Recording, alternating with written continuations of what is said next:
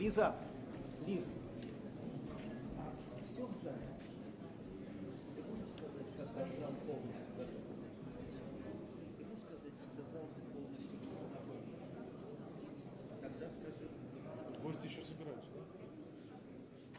Просто она пошла Федю встречать. Ну, скажу, я здесь не сижу.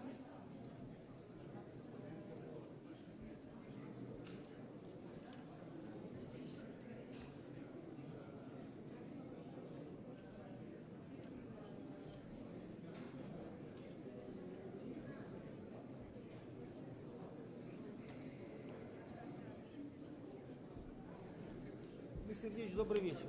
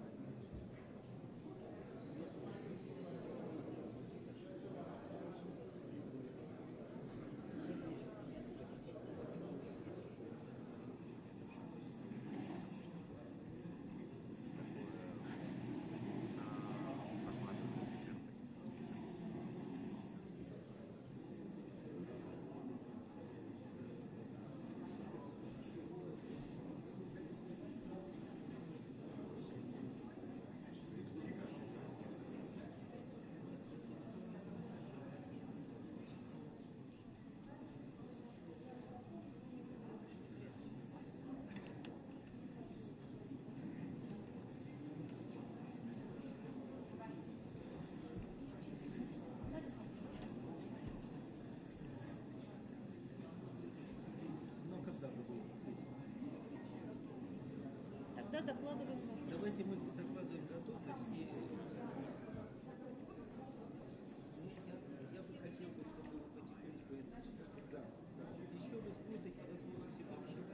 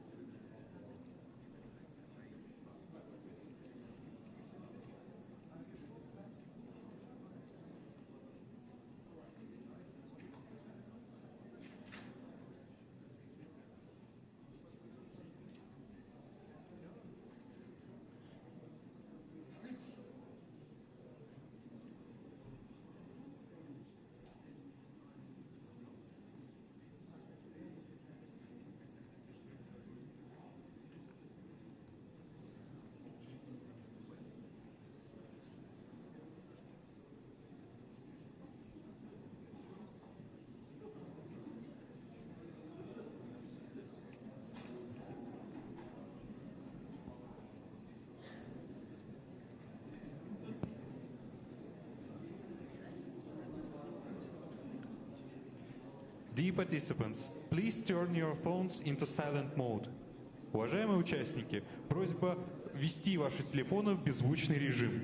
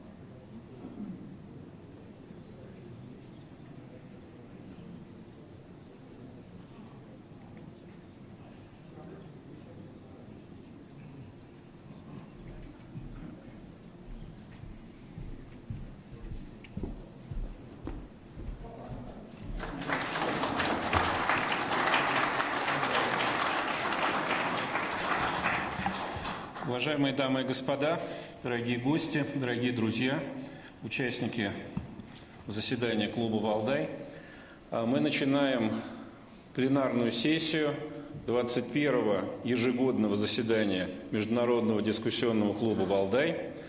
Мы провели 4 восхитительных и наполненных дискуссиями дня, и теперь можем, так сказать, попробовать подвести некоторые итоги. Я приглашаю на сцену президента Российской Федерации Владимира Владимировича Путина. Благодарю вас. Спасибо большое. Спасибо. Спасибо. Благодарю вас. Добрый день, уважаемые дамы и господа, дорогие друзья. Очень рад приветствовать всех вас. All of you at our traditional meeting. I would like to thank you right away for taking part in the heated and meaningful discussions of the Valdai Club. We're meeting on the 7th of November. This is the date of great significance, both for our country, one can say, for the whole world. The Russian Revolution of 1917, just like the Dutch Revolution, the English Revolution and the French Revolution back in their day became, to a certain extent, a milestone in the development of humanity, and have largely defined the course of history, as well as the nature of politics, diplomacy, economics, and the social life. We were also destined to live in the times of drastic, essentially revolutionary changes, and not only to make sense, but also to take part directly in the most complex processes of the first quarter of the 21st century. The Valdai Club is almost the same age as our century, and it celebrated already 20 years. Quite often, people say that the time flew by and no one noticed, but that's not the case here.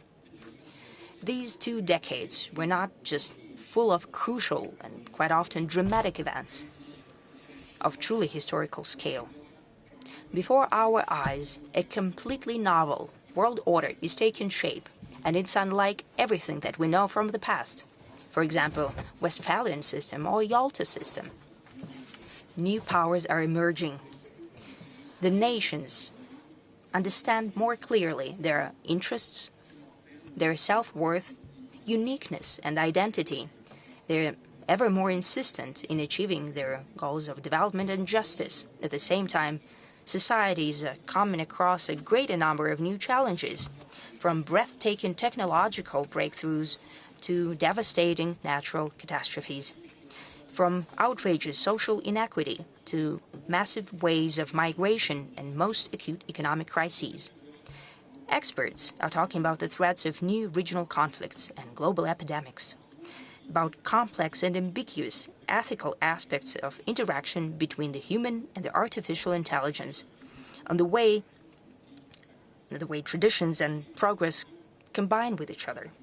Some of these issues we used to forecast during our meetings and discussed in detail in the Valdai Club. And some of the issues, well, we have intuitive presentiments about them, hoping for the best, but not ruling out the worst-case scenario. Some things became a complete surprise for everyone because the current world is so unpredictable and dynamically changing. If we take a look back 20 years ago and look at the scale of changes and project the scale in the future, we can assume that the next 20 years will be more, no less, but rather more complex. But how much more will depend naturally on a number of factors. And in order to analyze them and try to forecast something, I believe that's the reason why you gather here at the Valdai Club. To a certain extent, the moment of truth is coming. The previous world order is irreversibly becoming a thing of the past. One could say has become a thing of the past, and the shaping of the new world order is becoming the scene of uncompromising fight. Uncompromising, first and foremost, for the reason that it's not even the battle for power or geopolitical influence. It's a clash of the very principles that would be the foundation between the relation, for the relation of the countries at the next historical stage. And its outcome will define whether all of us jointly can build a world that would allow everyone to develop and to solve the outstanding contradictions based on mutual respect of cultures and civilization without coercion and use of force. In the end, can the human society remain a society with its ethical and humanistic principles? Will a human remain a human? It seems that there is no alternative to it. But just at the first glance, unfortunately, there is an alternative to this. That is the descent of humankind into the abyss of aggressive anarchy, internal and external schisms, loss of traditional values, new forms of tyranny, essential abandonment of classic principles of democracy, basic rights and freedoms. More and more often, democracy is interpreted as the power, as the rule not of majority but of minority. They even contrast the traditional democracy and rule of people with a certain abstract freedom, and for that sake, democratic procedures, elections, majority, and the freedom of speech and media objectivity can be sacrificed. The threat is the imposal and becoming of ideologies, totalitarian in their essence, a norm. And that's what we see in the Western liberalism that has degenerated into, I believe, in extreme intolerance and aggression towards any alternative, towards any sovereign and independent thought. And today, it justifies neo-Nazism, terrorism, racism, and even mass genocide of civilian population. In the end, that's international conflicts and clashes that might bring about mutual destruction, because the weapons capable of doing that already exists, and it's constantly being improved. It acquires new forms as the technologies develop, and the club of the countries that possess such weapons is becoming wider, and no one can guarantee that in case of avalanche-like increase in threats and final deterioration of legal and moral norms, it would not be used. I have already said that we've come to a dangerous line, and calls of the West to deliver strategic defeat to Russia, a country with the largest arsenal of nuclear weapons, shows extreme adventurism of the Western politicians, at least some of them. Such blind faith in their own impunity and exceptionalism might turn to a global tragedy. At the same time, the previous hegemons used to ruling the world back from colonial times learn, and more often to their surprise, that no one is listening to them. The attempts to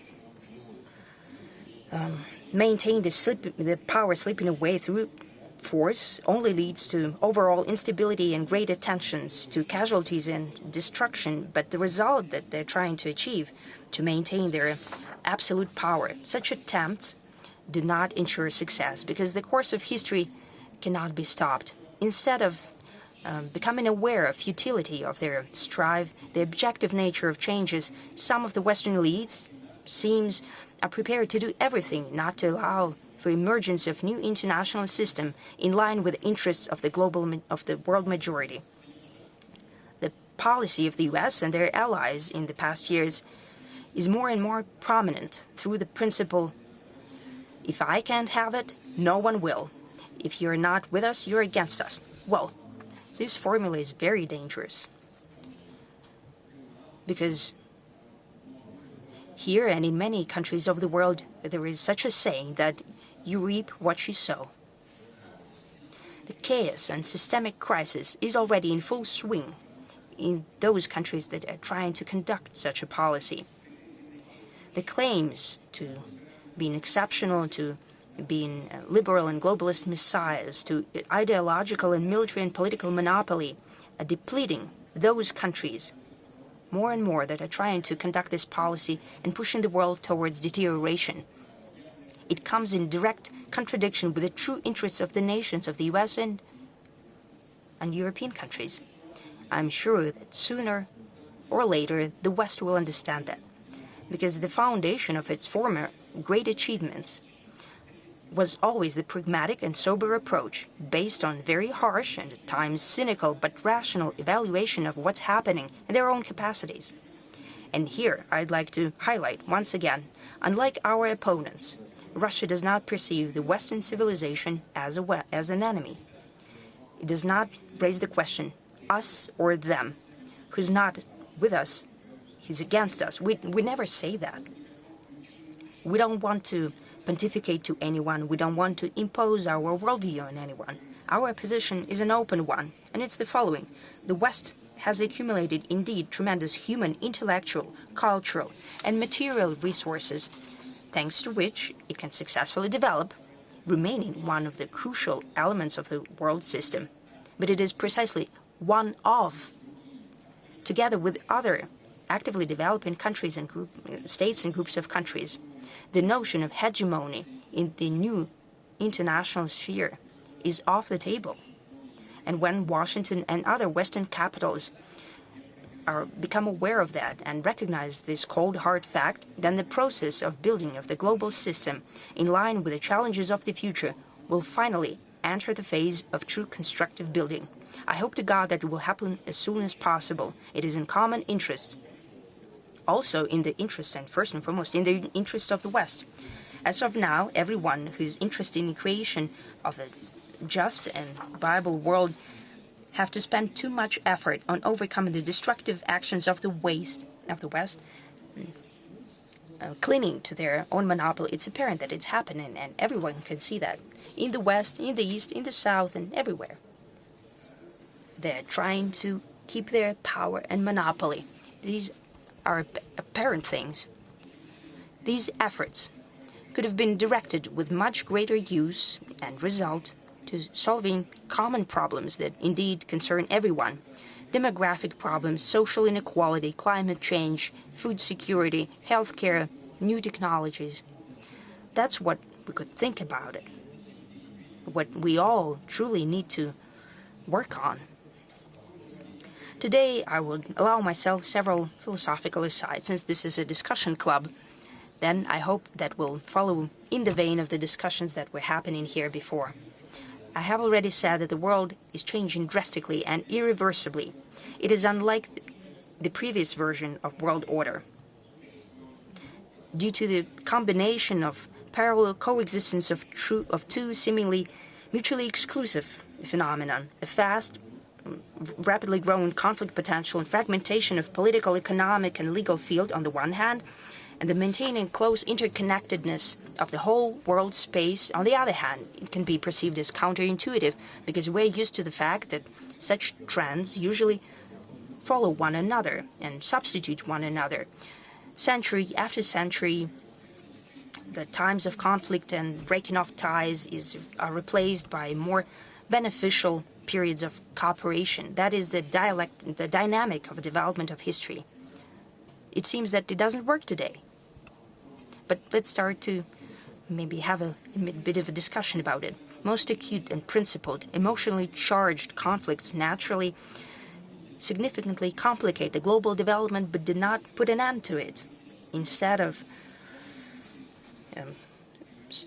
chains of cooperation destroyed by political means and even military means, appear another, more complex, sometimes less linear, but they maintain economic and social ties. We have seen that in the previous years. Quite recently, the so-called collective West made an unprecedented attempt to banish Russia from the global system of economic and political system. The number of sanctions and punitive measures against our country is unprecedented in history. Our opponents assumed that they would deliver to Russia a devastating blow and knockout, something that it would not bounce back from. It would stop being one of key elements of international system. I think there is no need to remind you of what happened in reality. The very fact that the anniversary edition of Valdai Club has gathered such a representative audience speaks for itself. Well, it's not a matter about Valdai, it's about the reality that we're living in right now, and in which the conditions which Russia lives in, and the world needs Russia, and no decisions by Washington or Brussels' alleged masters cannot change it. The same applies to their other decisions. Even a well-trained swimmer cannot swim across to a strong current regardless of tricks and doping that it uses. As for the global policy and the current it is taking, it's contrary to the strives of the West, from the outgoing hegemonic world to the upcoming diversity. This is an apparent thing. As we say, well, it doesn't take a smart man to say it.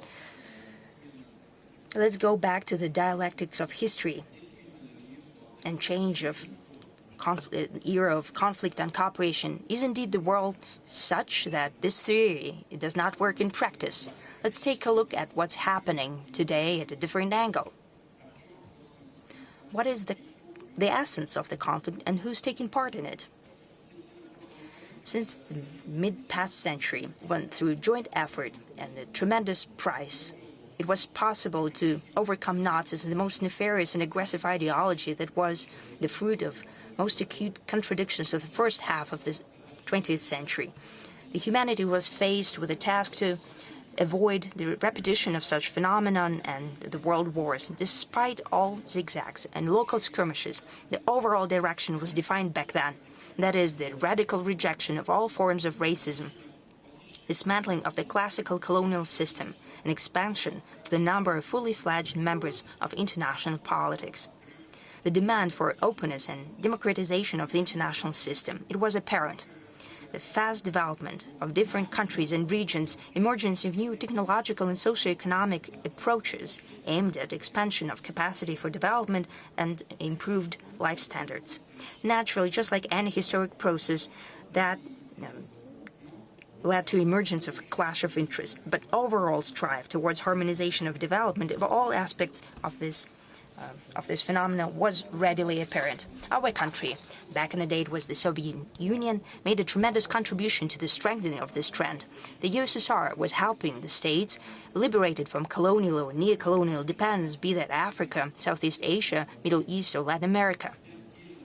And I'd like to remind you separately that it was the Soviet Union that in the mid-80s of the past century advocated for the end of ideological confrontation and overcoming the heritage of the Cold War, the end of the Cold War per se, and later overcoming its heritage of those barriers that stood in the way of the unity of the world and its comprehensive development.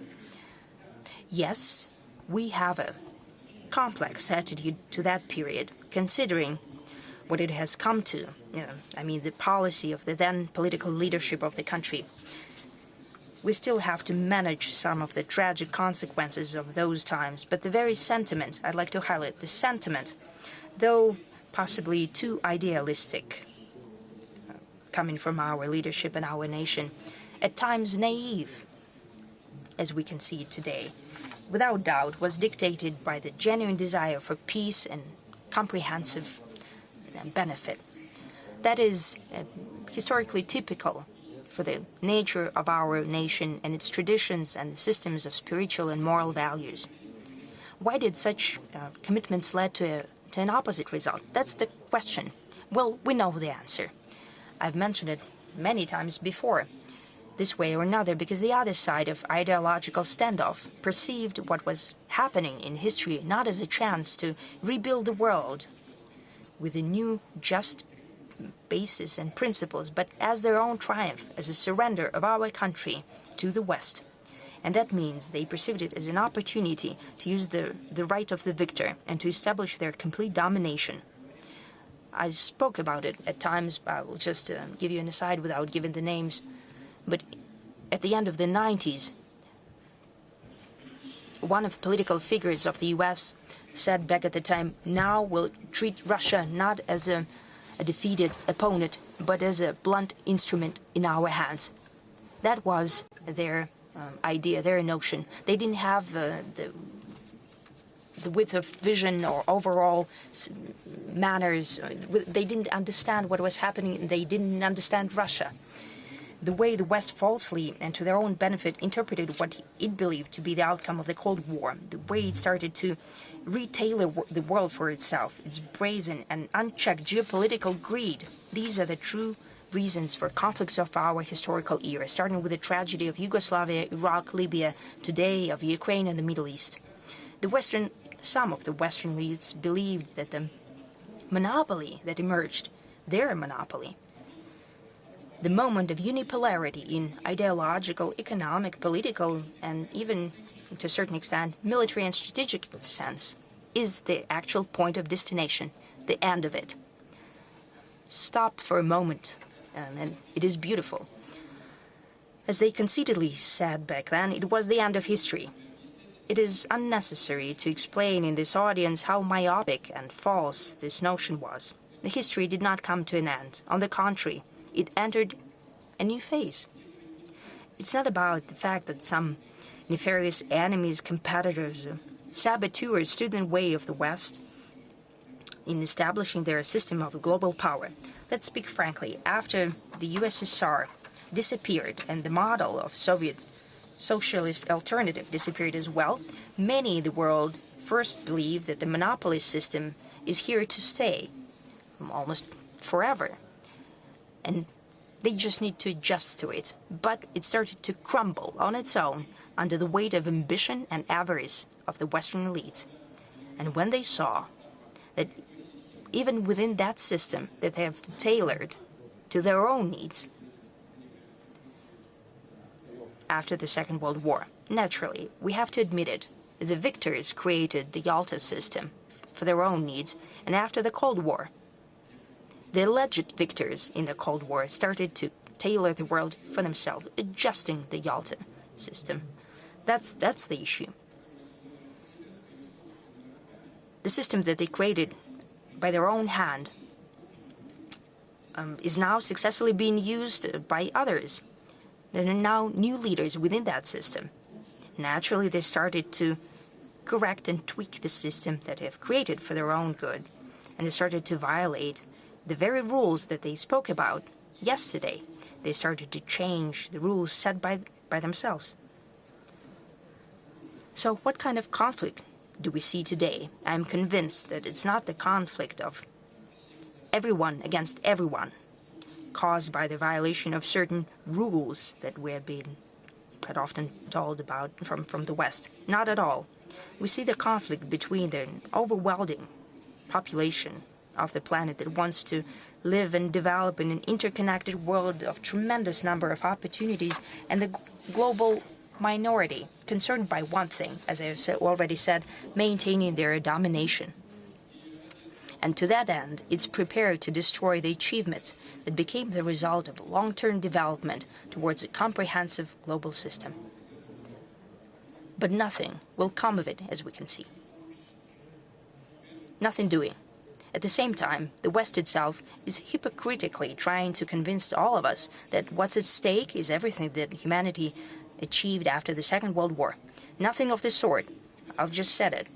Both Russia and an overwhelming majority of the countries are indeed trying to strengthen the spirit of international progress and strive towards sustainable peace that was the core of development since the mid-past century.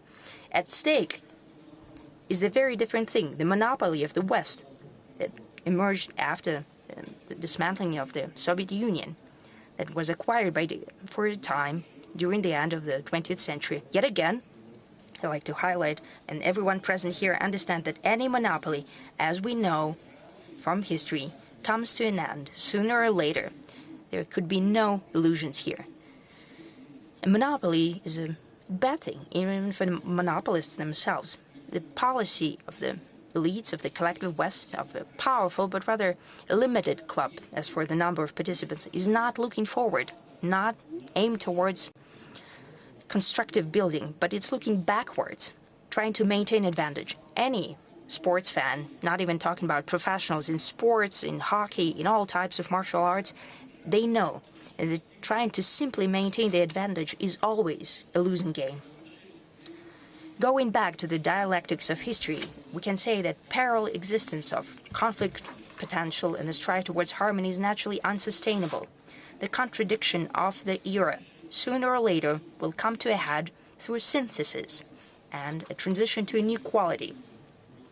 When we enter this new phase of development and building of new global architecture, it's important for all of us not to repeat the mistakes of the end of the past century.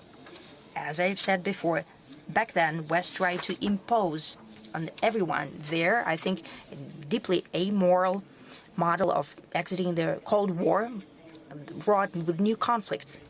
The emerging multipolar world, there should be countries and nations that feel that they've lost. No one should feel discriminated against and humiliated. Only with that we can ensure a truly long-term conditions for comprehensive, just, and safe development. The strive towards cooperation and interaction is now, without doubt, gaining the upper hand, overcoming most acute situations. We can boldly say that it is indeed the international mainstream and the course of events. Naturally, being at ground zero of tectonic shifts caused by sea changes in the global system, it's hard to forecast the future. But as we know, the general direction of change from hegemony to a complex world of multilateral cooperation, we can try to draw certain outlines of the future. Speaking at the Valdai Forum last year, I have spoken about 6 principles that we believe should be the foundation for relations at the new historical stage. The events and the time that has passed since then, I believe, only confirmed that the proposed notions were both justified and well-founded. I will try to build on them. Number 1, openness towards cooperation is a crucial value for an overwhelming majority of countries and nations. Attempts to build artificial barriers are vicious not only through the fact that they stand in the way of normal and beneficial economic development for everyone. Disconnection of ties is especially dangerous during natural disasters and social and political shocks, which is unfortunately the way of life. The situations are unacceptable, like the situation that happened after the catastrophic earthquake in Asia Minor. For purely political reasons, aid was blocked towards the nation of Syria. Some of its regions were tremendously affected by the natural phenomenon. And such examples when egotistical and myopic interests stand in the way of overall prosperity are not unique. Barrier-free environment that I spoke about last year is key not only to economic prosperity, but also to satisfying acute humanitarian needs. And amid new challenges, and among them are the consequences of rapid growth of technologies, it's imperative that humanity pulls their intellectual efforts together. It's telling that today openness is currently mostly being opposed by those who just recently, yesterday, as it were, used to call themselves its greatest champions. Today, the very same forces and people are trying to instrumentalize restrictions to exert pressure on those who think differently. But this is not going to work due to the very same reason. An overwhelming world majority favors openness without any politicization. Second, we've always spoken about world diversity as a sine qua non to ensure its stability. It might seem like a paradox. For the more mixed the world is, the more complicated it is to build a single framework. And of course, universal norms should be of help. Could they help that? There's no denying it. It is a difficult task. But first, it shouldn't come to a point when a model of a single country or a relatively small part of humanity is taken as something universal and imposed on all the rest. Secondly, no conventional, albeit quite democratically developed code cannot be perceived and prescribed as a directive and irrefutable truth once and for all, because the international community is a living organism whose worth and uniqueness consist in its civilizational diversity, whereas the international law is an outcome of agreements among peoples rather than countries, because legal consciousness is an indispensable and unique part of each culture and each civilization. The crisis of the international law that has been spoken about, in a sense, is growing pains, because the fact that peoples and cultures that, due to different reasons in the past, used to be left in the political sidelines are currently in the ascendant. And it means that their unique perceptions and views and notions of right and justice and law are playing an increasingly significant role in the world. It might seem like there is a lack of coordination and dissonance, but this is just the formative stage, and I'm confident that the world can only be built on the principles of polyphony, with all the themes being woven together in harmony. If you will, we are moving to a polyphonic world rather than a polycentric world, a world in which all the voices have to be heard and, what's most important, listened to. And those who have grown accustomed to playing solo and who wants to continue doing that will have to get used to living in a new world, playing to a new score. I spoke about the international law after the Second World War. The international law is based upon the UN Charter, which was written after the Second World War, but the world is changing. New poles of growth are emerging. Powerful economies are growing, getting to the foreground. And of course, international law has to change, but it has to be very cautiously done. Third, we've spoken on multiple occasions that a new world can only develop successfully based on the principle of representation, maximum representation, and the last 2 decades have clearly demonstrated the consequences of usurpation or attempts at appropriating the rights to speak and act on behalf of others. Those who are conventionally dubbed the great powers have grown accustomed to thinking that they have the right to determine the interests of others. Basically, growing used to dictating the national interests of other nations based on their own. This is an undermining of the principles of democracy and fairness, and what's worse, it prevents us from genuinely addressing urgent challenges. The incipient world is not going to be simple, owing primarily due to diversity, and the more fully-fledged, the greater the number of fully-fledged participants, the more difficult it's going to be to find the best option everyone is happy with. But once it's been found, it's going to make the world more sustainable and durable, and it'll help us get rid of petty tyranny and knee-jerk political zigzagging, and it'll also render political processes more thoughtful and rational based on the principle of reasonable sufficiency. And this principle is even applied within the UN Security Council, because the veto right was devised precisely to make sure that the decisions that the political stakeholders are not happy about do not pass. Is that good or is it bad? Probably not very good, but it creates certain barriers when decisions are to be made. But it's also very good because it prevents decisions from being passed if someone is not happy with them. So it means that you have to get back to the negotiating table and hammer out an agreement. But since the world is becoming multipolar, we have to come up with instruments that will help us expand the use of similar mechanisms. In each particular case, a solution has to be not just collective, it also has to involve the participants and the stakeholders that are capable of making a substantive and significant contribution to settling the problem.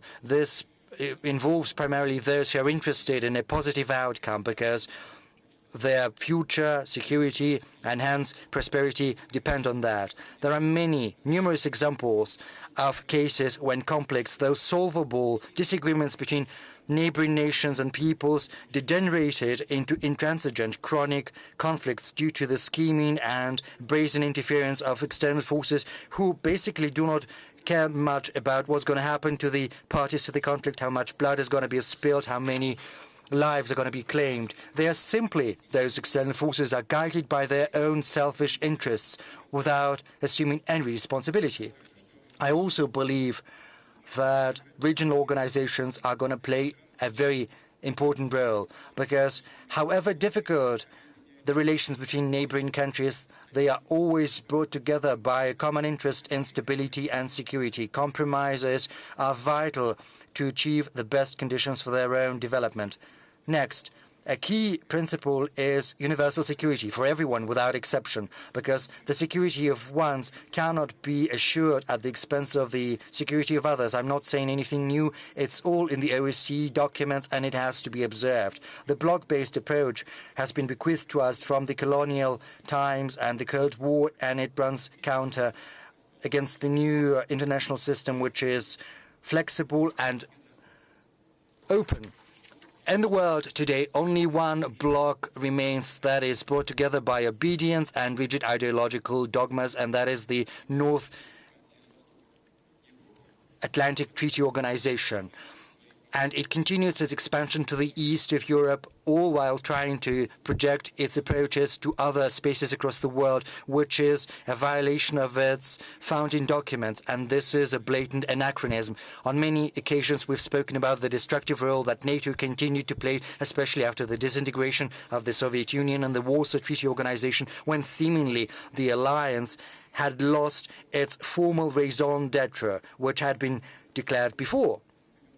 I believe the US understood that this tool was losing its attractiveness, as it were, but they still needed it, and they still need that to govern and to manage its zone of influence. So they need conflicts. You know, before all the acute crises of today, many European leaders were telling me, why are they using you to threat us? You know, I'm basically quoting them. And I think the US understood that full well. They felt that. They saw NATO as a second-rate organization, but trust me, I know what I'm saying. But the experts over there understood the need for NATO. How do you keep it attractive? You have to scare them good. You have to sow discord between Europe and Russia, especially between Russia and Germany and France, and hence the coup d'etat in Ukraine and the hostilities in the east, in Donbass. They basically force us to take actions in response, though they got what they wanted. And the same is happening in Asia, on the Korean Peninsula, I suppose. In practice, we see that the world minority is trying to preserve and reinforce its military bloc, thereby trying to preserve its power. But even within this bloc itself, there is a noticeable understanding that the strict diktat of the big brother in no ways does nothing to facilitate addressing the tasks at hand. And it also is in stark contrast to the aspirations of other countries of the world, because cooperating when it's beneficial, building partnership with anyone who is interested, that is the evident priority of most countries on our planet. It's evident that military, political, and ideological blocs are yet another type of hurdles built in the way of the natural development of the nascent international system. I would also like to point out that the very notion of a zero-sum game, when only one party stands to win, whereas everyone else stands to lose, has been born out of the Western political thought. And under the Western dominance, this approach was imposed on everyone under the pretext of its universality. But under no circumstances is that the case. Quite the contrary. The Eastern philosophy, many of you who've gathered here know that, and probably know that firsthand, even better than I do, is based on another approach. And this approach is searching for a harmony of interests when everyone wants to achieve what's most important to them, but not to the detriment of the other party. I win, but you stand to win as well. And Russians, we as well in Russia, all the peoples of Russia, historically, when that was possible, assumed that it's not the most important thing, trying to push through your opinion by any means possible. Rather, they were trying to convince and get them interested in a fair partnership and equal cooperation, whereas our history and the history of our diplomacy have demonstrated on many occasions the worth of honor, nobility, peace building and generosity. Suffice it to remember Russia's role in rearranging the European order after the Napoleonic Wars. In many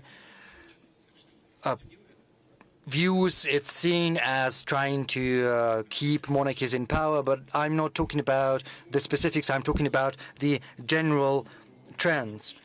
And the prototype of a new free, non-bloc, bloc-free type of cooperation between nations and peoples, that is precisely the association built within BRICS. And this is amply demonstrated by the fact that even within NATO there are those who show interest in working closely with BRICS, and I do not rule out that in the future other countries will also think about cooperating more closely with BRICS. And this year our country held chairmanship in BRICS, and as you're aware, we've just recently held the summit in Kazan. I won't hide it, coming up with a coordinated approach among the countries whose interests diverge on many points is a tall order. Diplomats and other statespeople had to spare no effort and show a lot of tact, demonstrate the capacity to listen to one another to obtain the requisite result. It took a lot, but this is how we forge the unique spirit of cooperation, which is based on mutual understanding rather than coercion. And we are confident that BRICS sets a very good example for everyone as a beacon of constructive cooperation in a new international landscape. I would also like to add that within BRICS there are meetings of entrepreneurs, scholars, intellectuals of our countries. This can serve as a platform for a profound philosophical fundamental perception and analysis of the current processes of the world developing, with due regard for the characteristics of each and every civilization with their culture, history, identity, and tradition. The spirit of respect and due regard for the interests of one another. This is precisely the basis of the future system of Eurasian security, which is beginning to take shape across our vast continent. And this is not just about a multilateral approach. This is also a multifaceted process, because right now security is a comprehensive notion that encompasses not just the military and political aspect. It's impossible to achieve without ensuring social and economic development of any nations, and also stability against any external challenges, both natural and man-made, in the real world and in cyberspace. Fifth, fairness for everyone, because inequality is the true scourge of the modern world. Within nations, inequality breeds social tensions as well as political instability, whereas in the international arena, it is a source of the development gap between the golden billion and the rest of humanity, which is fraught with greater political disagreements and also, most importantly, with worsening migration issues. Almost all developed nations of the planet are facing increasingly less controllable influx of those who want to improve their material circumstances, say, obtain a high social status, gain better prospects, and sometimes simply to survive. And this migration wave sometimes leads to a surge in xenophobia, intolerance to foreigners in richer societies, which sets off the spiral of social and political troubles and increase a greater level of aggression. The fact that some countries are lagging behind in terms of social and economic development is a comprehensive phenomenon, and there is no magic wand to conjure this disease away. We need to work in a systemic fashion and long-term. We need to create conditions which will remove artificial, politically motivated barriers in the way of development. We have to remove attempts at instrumentalizing the economy, at weaponizing it, because whoever is the target, everyone gets hit. And the heaviest blow is against the most vulnerable, the people and countries that need support. We are confident that such issues as food security, energy security, access to healthcare and education, and finally, orderly and free movement of people have to be secured against being held hostage to conflicts and controversies, because these are basic human rights. Sixth, we highlight indefatigably that any sustainable international order can only be based upon the principle of sovereign equality. It's true that each nation has different potential. It's evident, and their capacities are vastly different.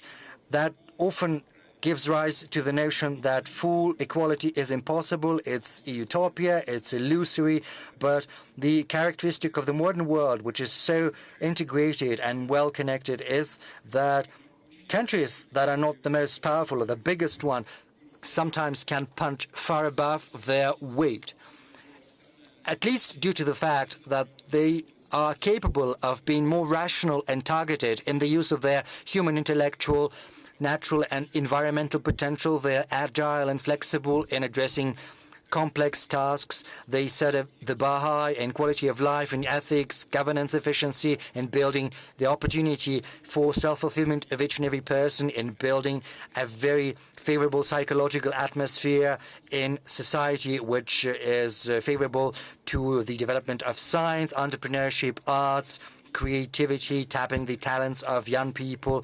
These translates into the factors of global influence. To paraphrase the laws of physics, maybe the force is not that great, but its efficiency is far better. But the most destructive thing today is arrogance and high-handedness, as well as the need to constantly and ceaselessly pontificate. Russia has never been the one to do that, and we see that our approach is productive. Our historic experience shows indisputably that inequality, be that within society, within the state, or in the international arena, will inevitably lead to nefarious consequences. And I would like to add something that I haven't spoken about. Over the many centuries of the Western-centric world, we've seen the emergence of certain cliches and stereotypes, sort of in hierarchy.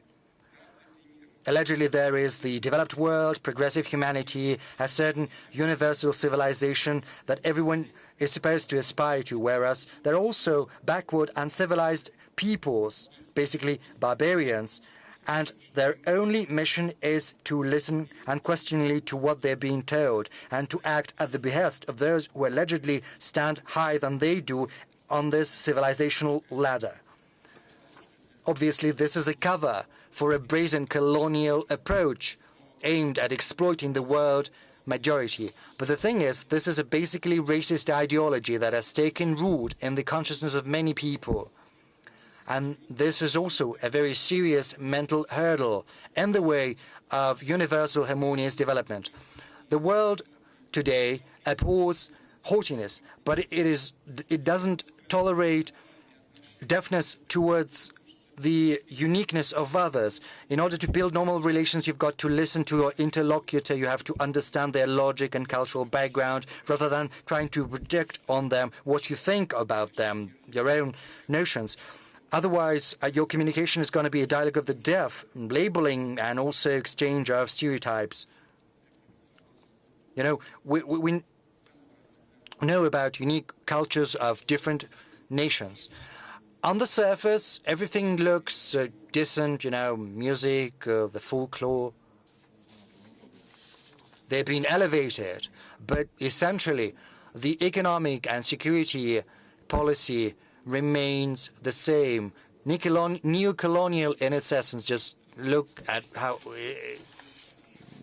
it works, because the Western economies are blocking everything, trying to pursue their own interests. I refer to the WTO example. They're trying to preserve their dominance for decades and centuries. We have to remember that everyone is equal in that everyone is entitled to their vision. No better or no worse than other visions, it's just theirs. And this is the basis for mutual understanding of our interests, as well as respect, empathy, ability to commiserate, to listen to the arguments and points of views of others, and not just to listen, but also to build your policies based on that. Because listening to others does not imply simply agreeing with everything and accepting everything. This is about recognizing the right of your interlocutor to have their own worldview. This is basically the first step in the quest for a harmony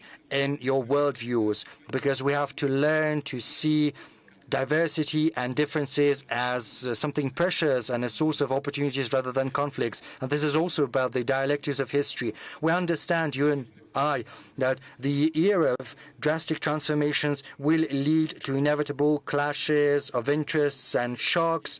Everyone is going to get to readjust to one another, and probably this interconnectedness of the world, rather than assuage differences, will exacerbate them, making them more jumbled, and the quest for a solution more difficult. Because over the many centuries of its history, humanity has grown accustomed to viewing the use of force as the last resort for resolving differences. Whoever is more powerful is right. Yes, sometimes this principle does work, and it does happen, and a lot. Countries are forced to fend for their interests with up in arms, using all means at their disposal. But the world of today is becoming increasingly complex. And sometimes using force to address one problem will breed another problem, and other problems which are going to be even more grave. And we understand that our country has never been the one to initiate the use of force. We only are forced to do that when it becomes clear that our opponent is acting aggressively and is not willing to listen to any type of argument.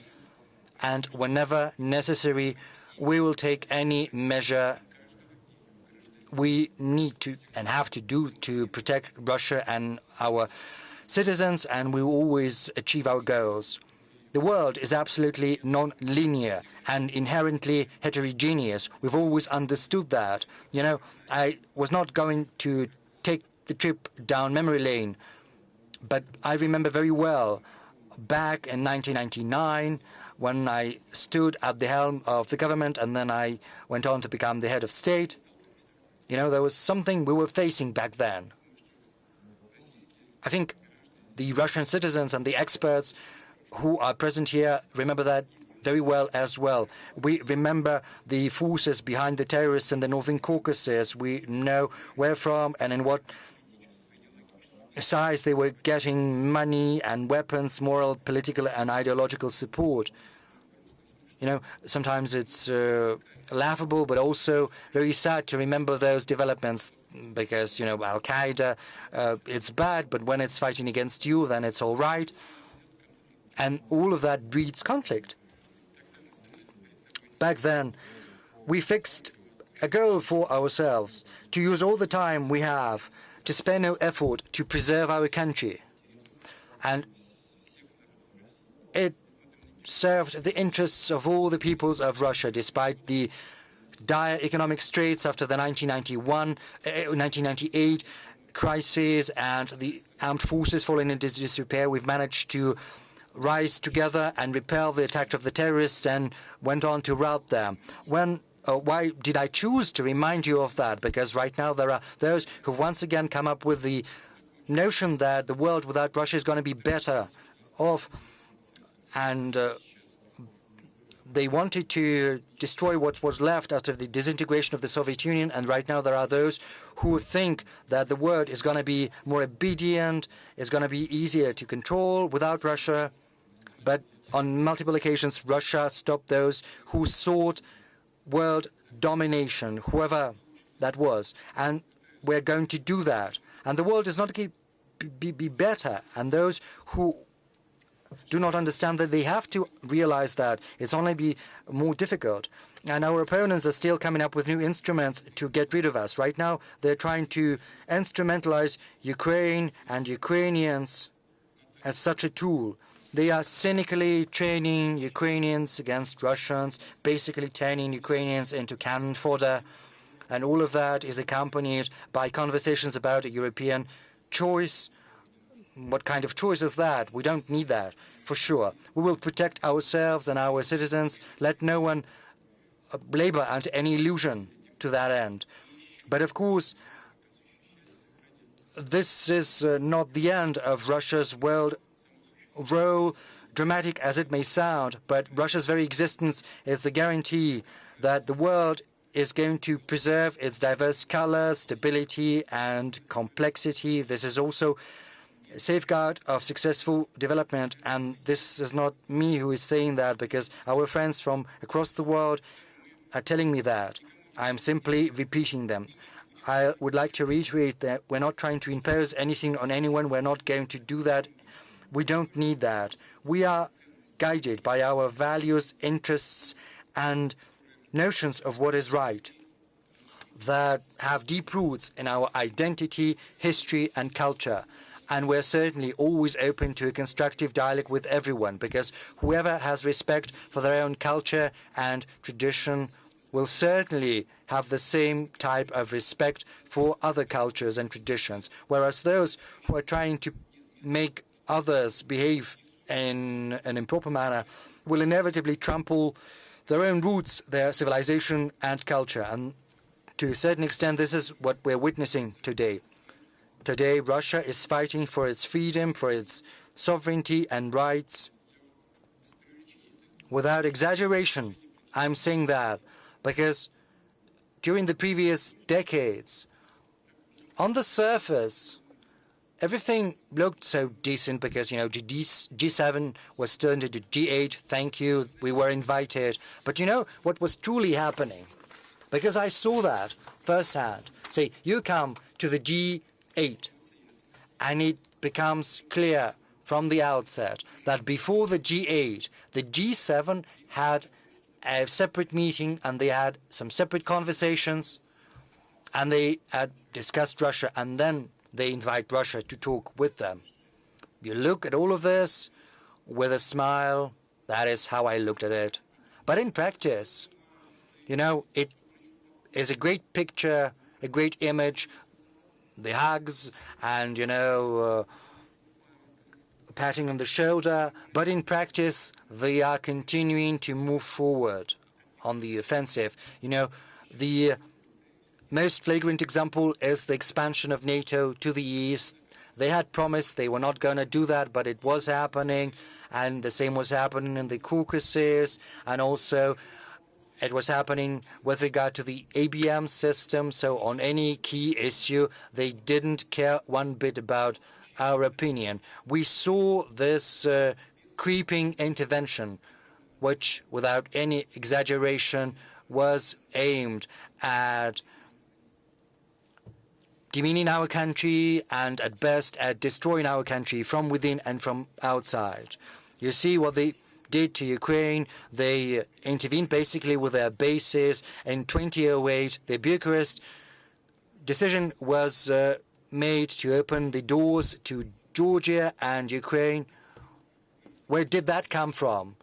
Had there been any difficulties in the world affairs? Yes, we did have had some disputes with Ukraine with regard to the gas prices, but we did manage to arrive at a solution. Why did they need to create conditions for a conflict? Because it was crystal clear what the consequences were going to be. But they didn't stop at that. They were trying to project their influence across our historic territories. They were supporting the regime which had clear pro-fascist tendencies.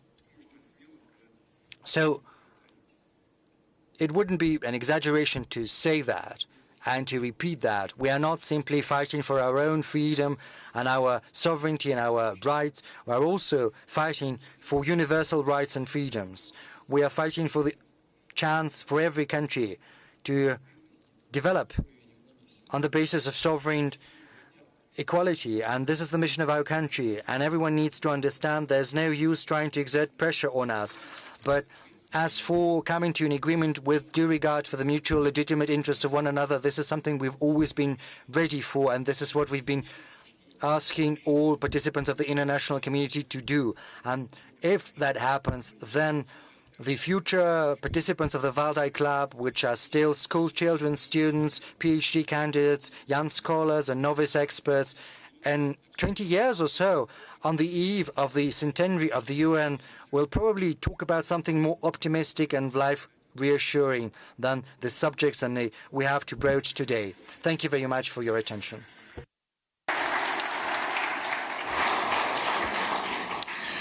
Thank you very much, Mr. President, for such an extensive and voluminous depiction of the world and of Russian views on it. Naturally, we are very happy to say that last time you presented your main principles here as well, and today you've built on them. I think it's becoming some kind of a doctrine Valdai does not lay claim to being called in the name of the doctrine, but we're happy that it's been born here. Mr. President, many topics that you've touched upon were discussed here at the 21st session. I wanted to share with you, all of us would like to share with you some of conclusions that were reached, not at all of the sessions because there were many of them, but some of them that we believe most crucial. These are topics that you've mentioned as well. I would like to give the floor first to our longtime participant, colleague, and a person well known to you, Ruslan Yunusov, who took part in the session about the artificial intelligence, forgive me, the most fashionable thing. Good evening, Mr. President. Indeed, we have discussed what you've touched upon in your today's speech, the topic of artificial intelligence. We had a separate session. It was called Artificial Intelligence, a revolution or a fad. But before I will highlight our conclusions, I'd like to say that 2 Nobel Prizes were given for the developments in the artificial intelligence sphere, physics and chemistry, simultaneously. It was unprecedented. Does it highlight that there is a revolution going on in artificial intelligence? Most likely it's a yes, because Nobel Committee quite often follows a fashion in their decisions. But moving on to the topics of our discussion here at the Valdai Club, I'd like to highlight several aspects that we have discussed. We've kicked it off with an issue that troubles many.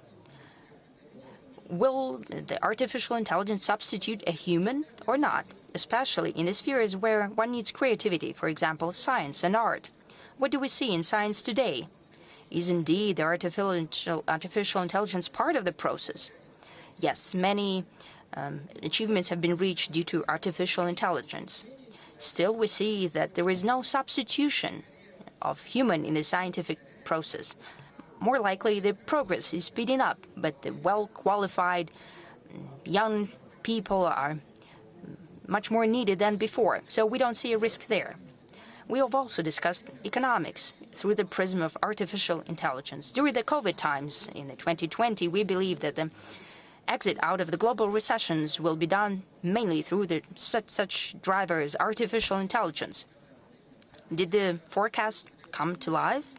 Yes, indeed, AI is being introduced in many sectors of economy. But if we take a look at the figures, we will see that those very optimistic expectations did not come true. It was more of a more conservative scenario. Moreover, the expectations continue today, and we see there are certain investment bubbles, and that might portend future negative trends. Though the technology of artificial intelligence itself seems that will develop further and will become a basis for economy.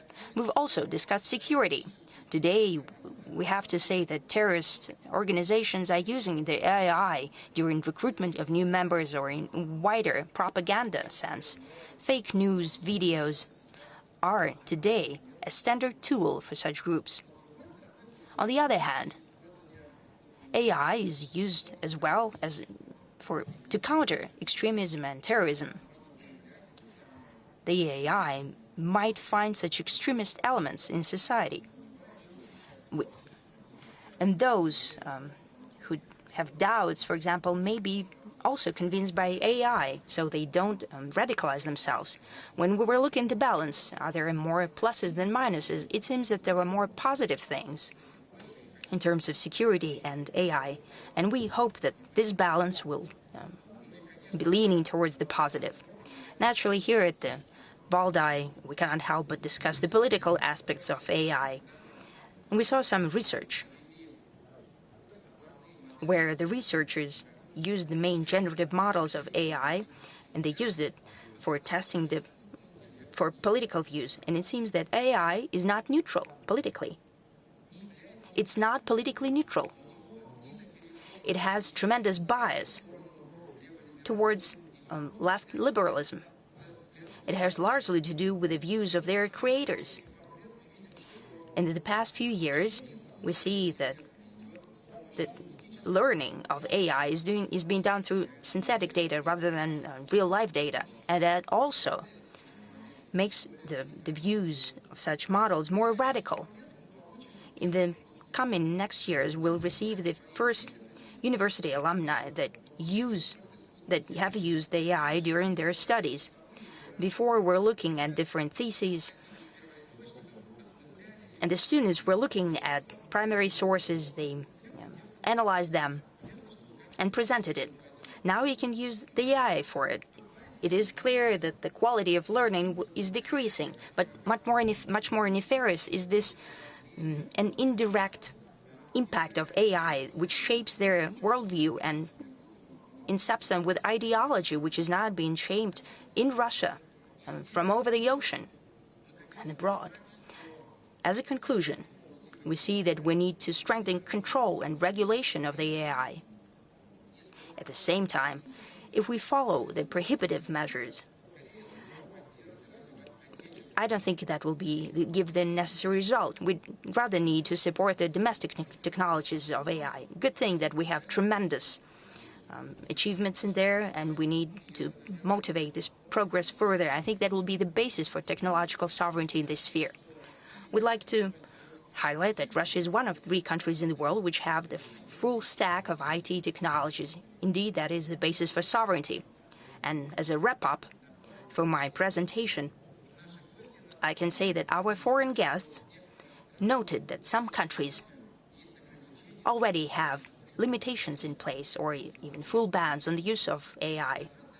For us, for Russia, it's more of an opportunity. We can prove ourselves as a technological leader and export such technologies of the artificial intelligence to our partner countries. Thank you so much. Ну, если позволите, я 2 слова If тоже you скажу. allow, I'll give my 2 cents in return. First and foremost, indeed, the AI is one of the crucial tools for development. One of our priorities, first and foremost in economy, but in other spheres as well, in the use of big data.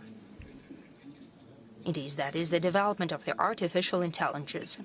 Considering that we have a great deficit of labor force, 2.4% is our unemployment rate. That means it's basically a deficit of labor, and we see that such issues in the economic sphere can be done through the development of breakthrough technologies. For example, the use of artificial intelligence. One of the mainstream dimensions here. Are there more positive things or negative things? What about nuclear energy? Is it more beneficial or not? The use of peace atom in agriculture, in healthcare, in transportation. It plays a tremendous role, and it would only increase, I'm sure of it, especially considering the climate change and the issues presented by it. Still, we have nuclear weapons. On the other hand, it creates great risks for humanity. The same applies to the artificial intelligence. It's a matter of regulation and the way the people use it. As for regulation, yes, many countries have the regulation, and some even have bans in place. I think it's impossible to ban it. It will still find its way through, especially in the conditions of competition, an ever-increasing one. I'm not talking about the armed confrontation, but indeed there is greater competition in economy. Amid competition, it's unavoidable that the artificial intelligence would be developing. And here we could be one of the leaders. I mean, certain advantages that we have in place. As for sovereignty, a crucial element. Yes, these platforms are usually trained abroad, and they shape the worldview. Indeed, it is so. And we have to be aware of it. And we need to develop our own sovereign artificial intelligence. We need to make use of everything that's out there. But we need to develop our own competitions. We have Sberbank and Yandex that are working actively on it, and they're quite successful.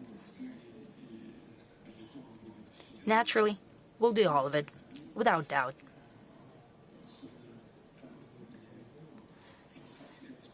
Especially when the AI reproduces itself. It's very interesting.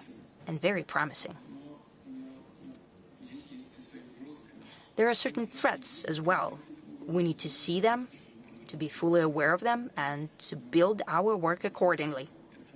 But as I have said, this is one of the most crucial directions of our joint work. When I say our work, I mean both the specialists in this sphere and the state and the whole society. Because there are a lot of moral questions here. We need to pay attention to it. You've also mentioned radical views that have been shaped by the AI. Yes, we need to counter that timely with our own view and point of view to all processes that are taking place in our society and the world. That's what we'll do together. Thank you so much for pointing it out. Thank you so much. We'll continue to analyze what's happening. Yes, you must. Indeed, the AI in Russia should be taught by Russian data to reflect our culture. Absolutely so. And we have such an opportunity. Absolutely, it's apparent. I'm sure that we will succeed and it will bear fruit for us. It will be great support in our development. It will be a great advantage. Thank you. Mr. President, what about sovereign artificial intelligence? When we have it, will be able to present us with a Russian idea for the 21st century? It can only help us solve the issues that we are faced with. It's very important the way we formulate them. Since it operates with big data, well, we have every opportunity, both intellectual and technological. We have a great number of free energy. There is a lot of space for us to work here, and I think that such matters, as you have just raised, philosophical matters, fundamental matters, we need to engage all tools, and it's up to us whether to believe it or not when we receive the result of the quest that we have received with the use of artificial intelligence as well. Thank you. An adjacent topic that we've discussed, where artificial intelligence comes together with information, then there's a lot of happening there, both advantages and disadvantages everywhere. Our Indian colleague, Arvind Gupta, took part in that session. Thank you. Thank you. My name is Arvind Gupta, Mr. President, and I come from India. I work on the intersection of technology and society and building a digital public infrastructure for population scale problems. Thank you, Mr. President. You have already addressed some of the issues that my colleague Ruslan here talked about on AI, but I thank you for listening to our summary, and our expert panels discussed the issue of something which is adjacent to AI, and I will in the end mention that, of information manipulation, surveillance using technology and data, and the lack of transparency in all technology systems today. Mr. President, the group discussed that the internet was designed about 45 years ago to be a global public good. Unfortunately now, like many other things, it's become very unipolar. It's controlled by a few big tech firms with their own ideological leanings. And some of these platforms or big tech firms are not allowed to operate in countries like India, Russia, Indonesia, and many others for their roles in manipulation and surveillance. The second issue we discussed, Mr. President, was the algorithms that, that we discussed previously in the AI session also, really define how we think. The AI is actually becoming a new buzzword today, but the algorithms have been around for a long time, and they really define how we think, how we consume, how we elect our governments. And as all of us have agreed, they have a leaning towards an ideology and definitely are not neutral. So the algorithms themselves are biased. The other thing the group discussed was the whole weaponization of information and data. And that, coupled with the biased technology platforms, are giving certain nation states massive power. And it's influencing national security, democracy, and the public order in general. So, Mr. President, you are aware that this has been the form of Western technology platforms. But India presented an alternate model during its G20 presidency to this Western technology platforms. It's a platform which takes society into account. It's a bottom-up platform built around identity, a universal identity system, a universal payment system. It's actually used by more than 1 billion people and in India, and more than 20 other countries use it.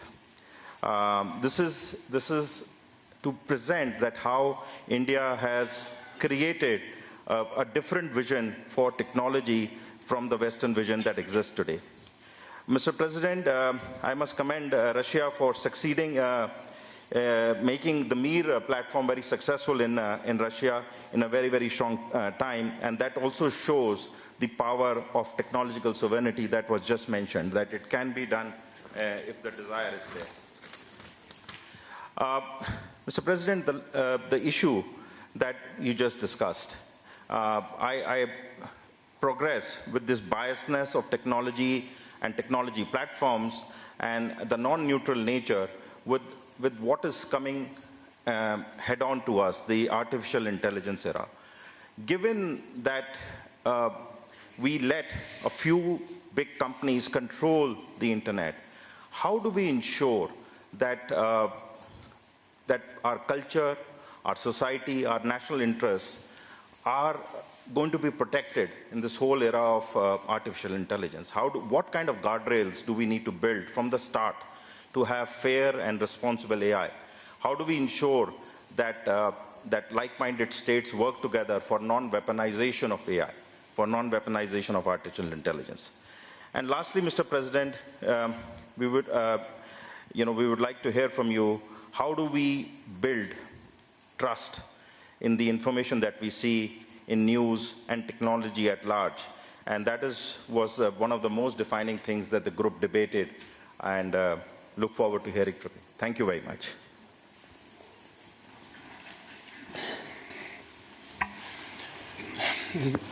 Очень важная тема. This is a very important subject, and it's related to the previous issue, AI, its development and use, and there are several aspects to this matter.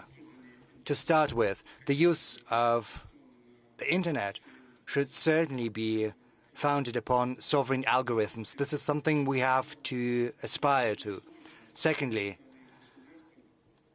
on the part of the government, it is very difficult. It's possible, but it's going to be counterproductive if we try to prohibit everything, if the government chooses this path. In Russia, the professional community has arrived at an understanding on the rules for doing the business in the internet. And this professional community has assumed several independently developed self-restrictions, trying to prevent any destructive influence upon society, especially on young audiences. And I think this kind of self-regulation is one of the views. It's one of the ways to ensure the interests of the majority. But of course, the internet has to comply with domestic legislation of the country it's been operated in. It's evident. That said, we are witnessing manipulation of information. Unfortunately, this does happen, but I would like to reiterate, if the internet complies with domestic legislation, and it should be the case, then this will allow us to minimize potential negative consequences. I do understand the technological difficulties and restrictions. It's going to be a tall order, but if we choose this path of engaging with the professional community that sees where the threats might be coming from for society, then it's going to be a way for the professional community to address those threats on its own. But of course, the government should be willing to lend a helping hand.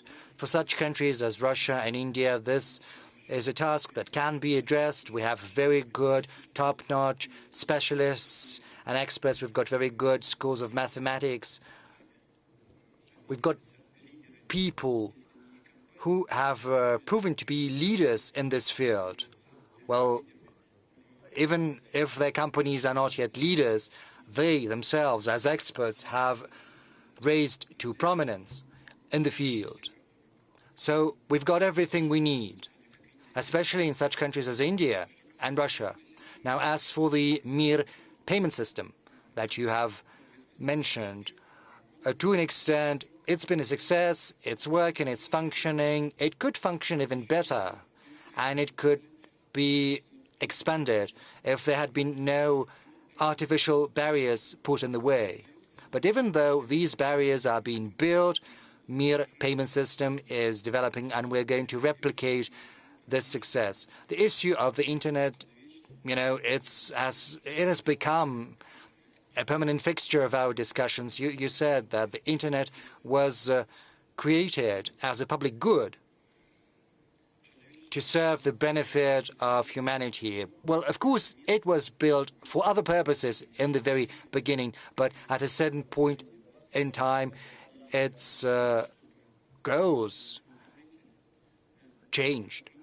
And if we've got to make sure that our activities in the internet, just as any other type of human activity, should be in compliance with moral and legal requirements. Of course, technologically, it's not always easily achievable, but it can be done. Society has to protect itself against destructive influence. But at the same time, we've got to ensure free exchange of information, and we also have to make sure that it benefits the development of countries and the international community at large.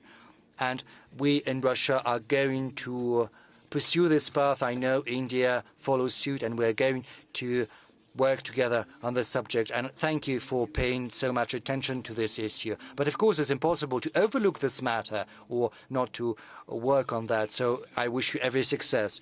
Mr. President, do you use the internet yourself? Well, I'm a very novice user. I can press some buttons to look something up. So you do happen to do that? Our systems, yes, your systems. Very good, thank you. That is a consolation.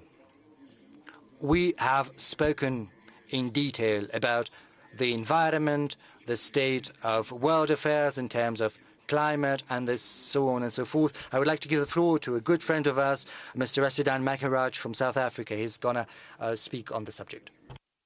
Mr. President, also for updating us that the dialectic of history continues itself.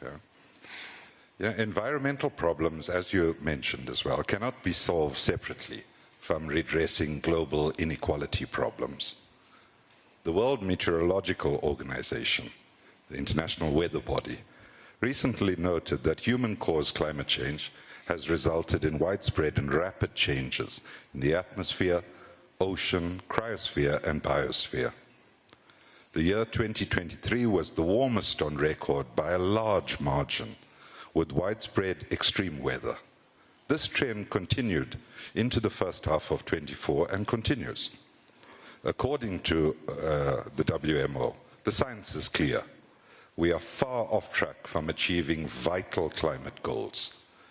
The impacts of climate change and hazardous weather are reversing developmental gains and threatening the well-being of people and planet. Greenhouse gases and global temperature are at a record level, and the emissions gap between aspiration and reality remains high. The colonial and imperial phases of globalization largely established the current world systems, and they are essentially premised, as mentioned by you in various parts of your update, upon unequal exchanges between the global north, global south, or as we frame it, the global minority and the global majority. Some colleagues, Hickel and Associates working at London School, calculated that the global north extracts raw materials, land, energy, and labor worth approximately $10.8 trillion in 2015. Just that number could have ended extreme poverty 70 times over. Between 1990 until 2015, that 25-year period, the cumulative drain from the global south was approximately $242 trillion. It's abundantly clear. Unequal exchange is a significant driver of global inequality, uneven development, and ecological breakdown. Whilst his heroic struggles for national liberation challenged aspects of colonial and imperial subjugation, the institutional apparatus established after the Second World War or the Great Patriotic War have served to maintain the hegemony of the global north and specifically the advantages of the G7. The global COVID-19 pandemic exposed the structural flaws in our international system, while reminding us, as you've mentioned as well, that no one is safe unless we are all safe. Our collective scientific and technological competences, however, generated rapid solutions that helped us save lives. Notwithstanding, we are again witnessing attempts to weaponize intellectual property systems through restrictions on how knowledge is shared and against the transfer of technologies. These must be collectively resisted and condemned. All countries should seek wider and deeper cooperation and collaboration to accelerate the co-construction of knowledge, to enable just transitions from the unsustainability of the extractive exploitation without receiving the benefits of this value addition. Efforts at reforming international institutions that continue to facilitate the process of unequal exchange, however, generates more and more frustration and despair. Even as acknowledged recently at your successful 16th BRICS summit in Kazan, and this was from the Secretary General of the UN, the current international financial architecture is outdated, ineffective, and unfair.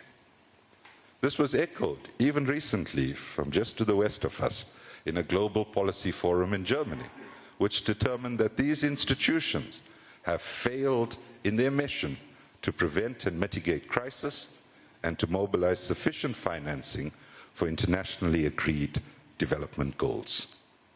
Our common security can only be enhanced by actively reducing these inequalities in world systems and actively promoting knowledge sharing, ensuring equitable opportunities for the development of all. Now, I want to round this by saying our very survival is at risk should we fail to match our rhetoric with our actual practices and the resources to support all countries facing increased environmental degradation, climate change, and ecological precarity. Enduring peace could be a collateral benefit of such progressive transformations. Thank you very much.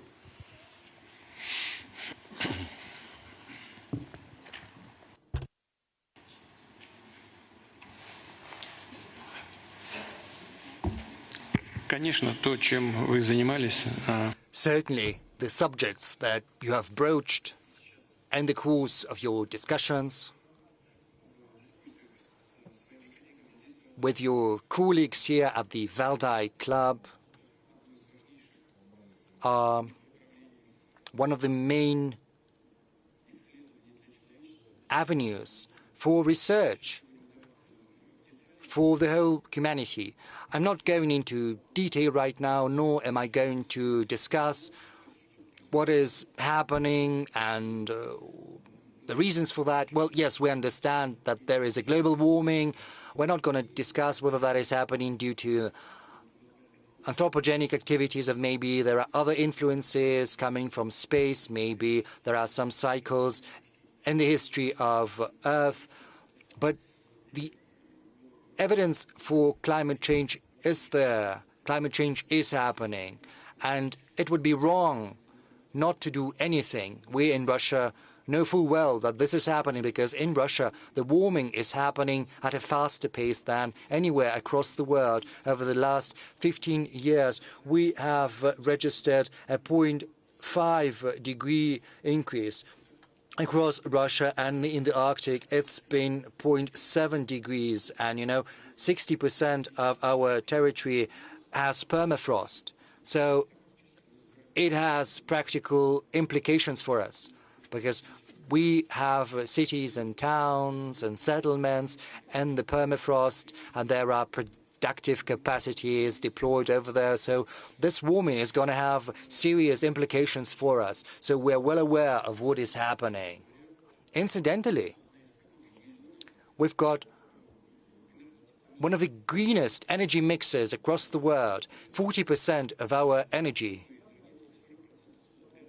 comes from natural gas. We also have nuclear capacities, hydropower, which in total accounts for 85% of the energy mix, and these are low emissions sources of energy. This is one of the greenest energy mixes across the world. Another 20% of all the forests are in Russia, so we have a very big absorbing capacity as well. And we are keeping that in mind. We have plans to that end. We've publicly announced these plans. We have said what our targets are in terms of emissions reductions. And those who are most vociferous in that field, regrettably, are doing quite the obverse.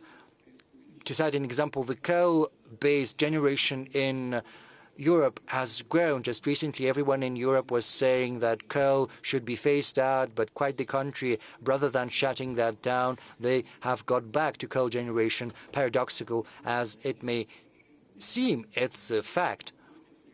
Maybe it's been done under some made-up political notions, but that happened. Now, you have spoken about artificial barriers in the way of development, because the development of developing nations is tied to the environmental agenda. It's true that there are these green barriers that several countries are building. I mean, developed countries are building these green barriers for the developing markets. This is yet another tool they have come up with to constrain the development of new countries. Very well. If you are so concerned about climate change and you are sincere in that concern, then you have to provide those countries who are willing to embark on the same path with sources of funding. Provide them with the technology they require to transition quite profitably to these technologies without suffering losses. Otherwise, they would be lagging behind the progress bandwagon.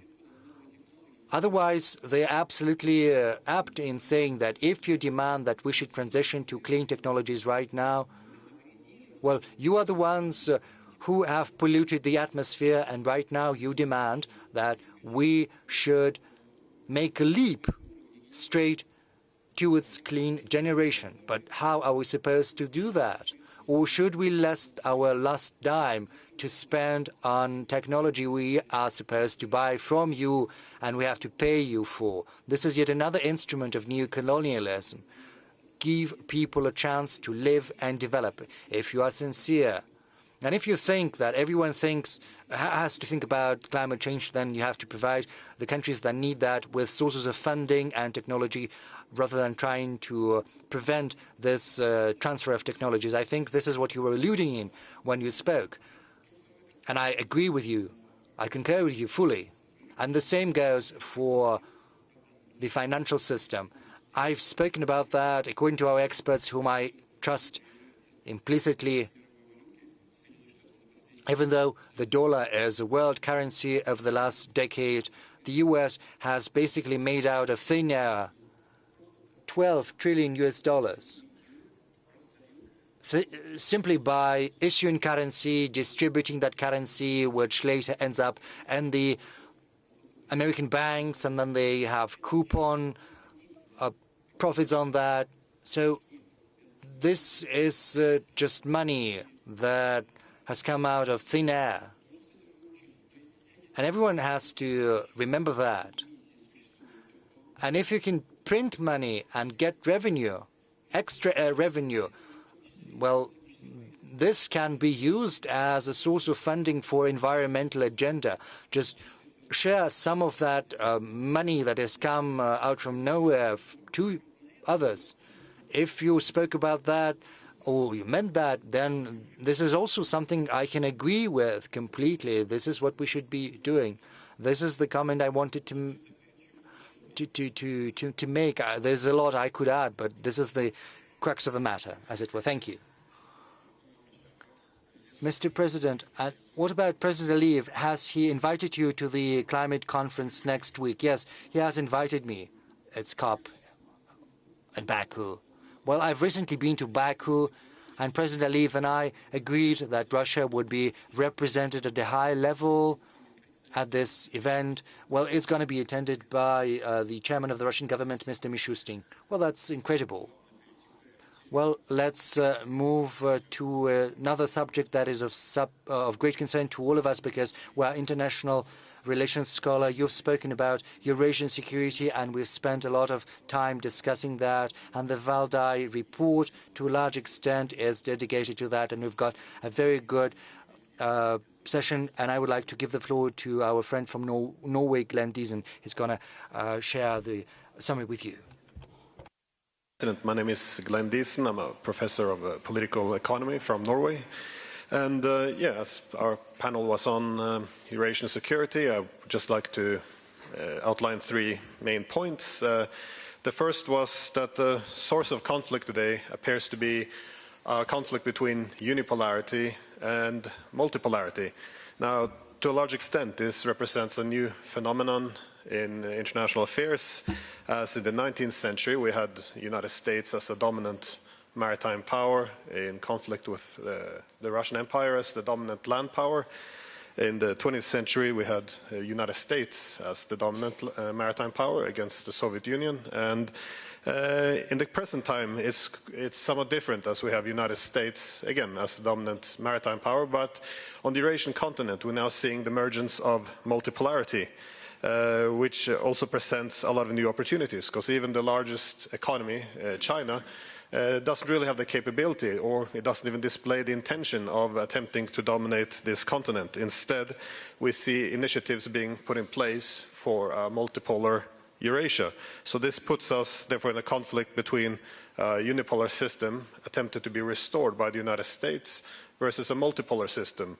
And the global majority seems to obviously prefer the multipolarity, which is why I think BRICS has been such a great attraction to many countries.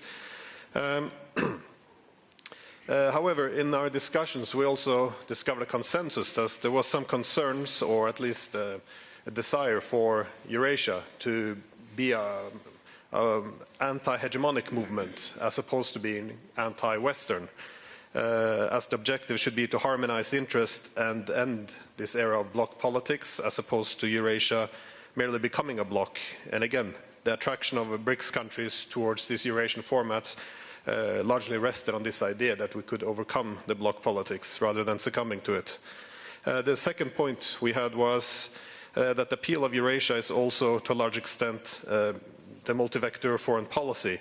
This is the ability to diversify economic connectivity with all the major poles of power. And this is seen as a necessity to, or a requirement to have more political independence, to have more autonomy in foreign policy, and not merely be a spectator in international affairs. And yet again, this is why most countries do not want to choose between competing blocs, but instead find a way of harmonizing. And again, the global majority wants Eurasian multipolarity, as this is a requirement for genuine multilateralism and not the false one, which has often been promoted under Washington. The third and final point was that the multipolar Eurasia has certain systemic incentives for harmonizing interests. Because the great powers in Eurasia, they have somewhat different formats for Eurasian integration. They have different interests.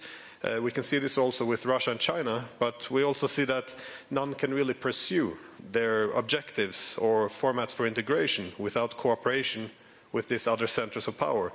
So this creates incentives to harmonize interests, and it seems that this is also what has made BRICS successful. As I remember a decade ago, many people expected Central Asia to be a clash point between China and Russia. Instead, we see it becoming an area of cooperation instead. So this gives optimism to other parts of Eurasia as well. And this is drastically different from the alliance system, which is usually used to advance unipolarity. In your own speech, you refer to the imperial impulse of dividing countries. So under the alliance system, there's always an interest in having division between China and India, between the Arabs and the Iranians, between Europe and Russia, simply because this helps to divide the region into dependent allies and weakened adversaries.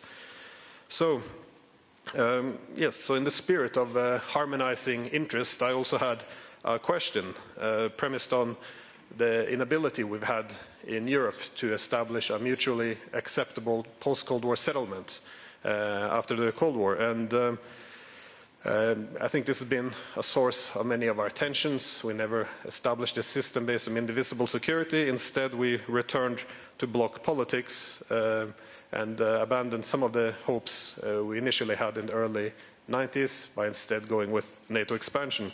So my question was if Eurasian multipolarity can offer a different format for cooperation between Russia and Europe as well.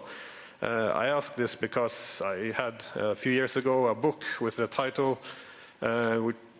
Europe as the Western Peninsula of Greater Eurasia, and yeah, I was wondering on your opinions if you see any possibility for such a path forward. Thank you.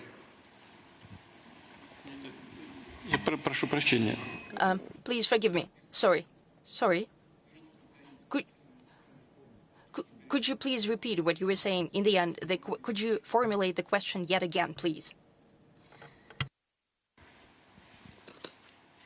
Sorry. Well, my question was premised on the idea that across Eurasia we've seen many countries being able to overcome their differences, their political differences, through economic connectivity. We see this, for example, the deals the Chinese were promoting between the Arabs and the Iranians.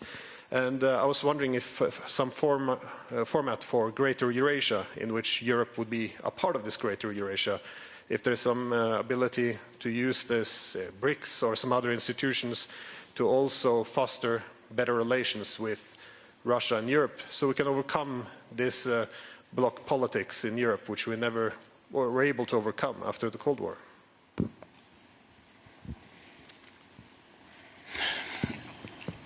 Вы знаете, после того, как холодная война закончилась, after the Cold War ended, there was a chance to overcome this bloc thinking and the bloc politics.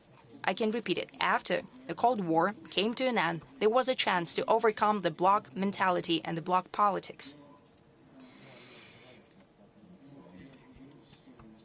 However, as I mentioned in my statement, I'm quite sure that the US simply didn't need that. It seems that they were possibly scared that they would lose control over Europe. They wanted to maintain it, and they're still doing so. Moreover, they strengthened their grip over it. But I wanted to say that at some point, it would lead to the weakening of that principle of complete subjugation. You know, what I'm saying right now is not anything bad. I don't want to, blame someone or anything, God forbid. But we see that many European countries, most of European countries that are NATO members, to the detriment of their interests, are conducting actions that benefit the US politics and the US economy.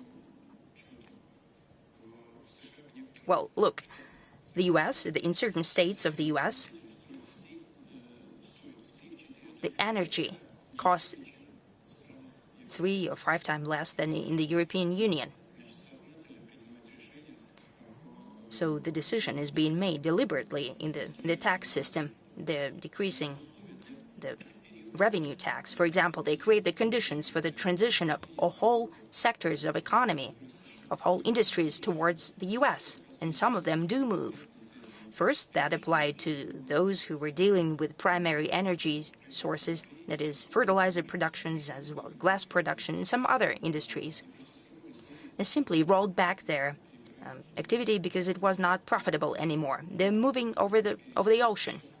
Now they're doing the secondary industries. More or less, it has to do with metallurgy and the car industry and so on. The governments can blame all they want, the ineffective management of the companies, of specific companies, but it has to do with the government policy, first and foremost. And in those conditions, the management of the companies had to do something to defend, to protect jobs and their companies. But it's not always possible, though.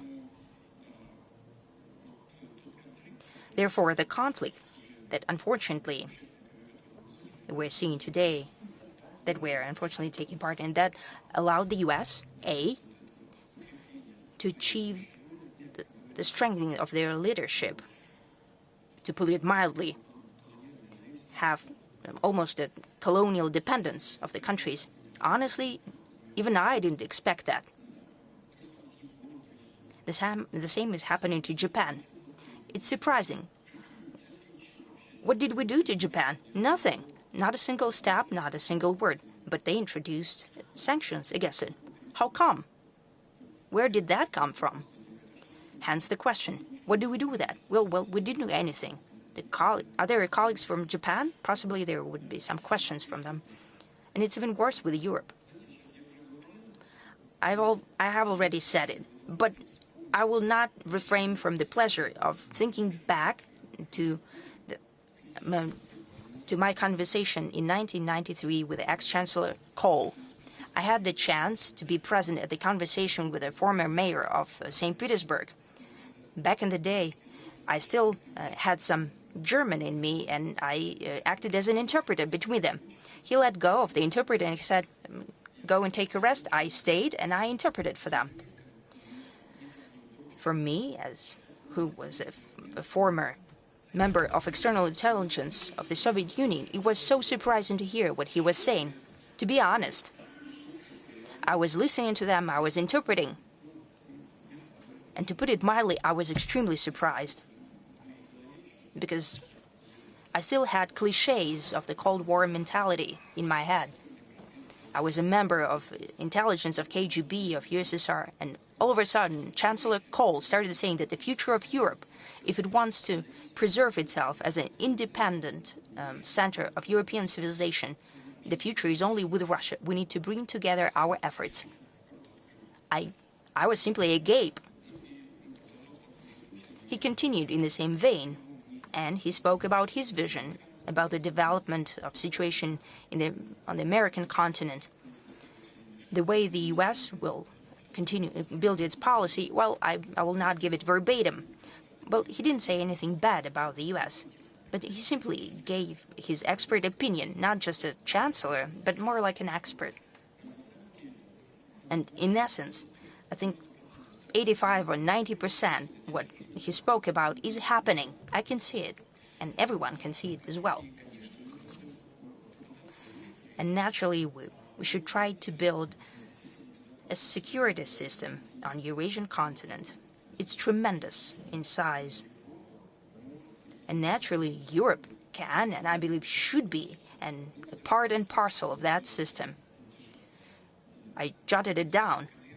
The PRC does not have a chance and doesn't want to play a dominating role. You said you spoke about Central Asia as well. And I will mention it too. I think there are certainly our friends from China here. The Chinese philosophy does not have that. They do not strive for domination. That's the trick. That's the attraction of the theory, of that proposal that has been worded by President Xi. One belt, one road. one belt, one common road. This is not a Chinese road. This is a common road, everyone's road, at least bilaterally. That's the way it sounds, and that's the way we behave in the interests of each other. What's happening in Central Asia? Everyone expected some kind of a clash or collision between Russia and China in Central Asia. Well, look, the thing is that these countries are very young in their statehood, and they have economies that requires significant development. Demographic processes are afoot there. For example, take Uzbekistan. Every year, they add another million of population. Can you imagine that? 27 or 28 million, that's already the population, and they have an extra million born each year. India has plus 10, as my friend Prime Minister Modi spoke, but India has 1.5 billion people living there. And Uzbekistan has about 38. Now they soon have to have 40 million. That's a lot of millions. They have plenty of issues. And if the People's Republic of China comes over there and helps out those economies, and that means that as a result of economic cooperation, the domestic political process is stabilized as well. The statehood is stabilized. Russia only has an interest in that. We want to have a stable situation there, stable development. It's in our interests as well. Therefore, the competition is absent there. We only have cooperation. It doesn't stand in the way of development of our traditional development of ties with that region of the world. And the countries of Central Asia that for hundreds of years have been part of the Russian Empire and of the Soviet Union not only remember well, but they cherish our special contacts and special ties. And it benefits everyone. And if we create a security system in the Eurasian continent, and incidentally, I see and I hear that certain European countries are starting to talk about the single security system from Lisbon to Vladivostok yet again. Now they are going back to what de Gaulle spoke about. He talked about Urals, but we need to talk about Vladivostok as the end point. They have these ideas again. If our counterparts will go back to that, and most importantly, as you said, what I've mentioned and what's written down in the OSCE documentation, that the security of one country does not come at the expense of the other, of security of the other country. It's crucial. If we can truly do that, you have mentioned the level of trust that needs to be increased. And I think that the most important issue on Eurasian continent between Russia and the European countries is the deficit of trust. You can blame Russia for many things, and possibly we make mistakes as well. But when we're being told that we signed the Minsk agreement, we're being told that they signed the Minsk agreements only to give time to Ukraine to rearm, and they never intended to solve this conflict peacefully. How can we trust them? Look, guys, what kind of trust can we talk about? You've publicly said that you've fooled us, that you've lied to us, and you deceived us. What kind of trust are we talking about? But we need to go back to that system of mutual trust. With time, I don't know, we can discuss it till early hours of the morning, but it's the first step to create a single Eurasian security system. Is it possible or no?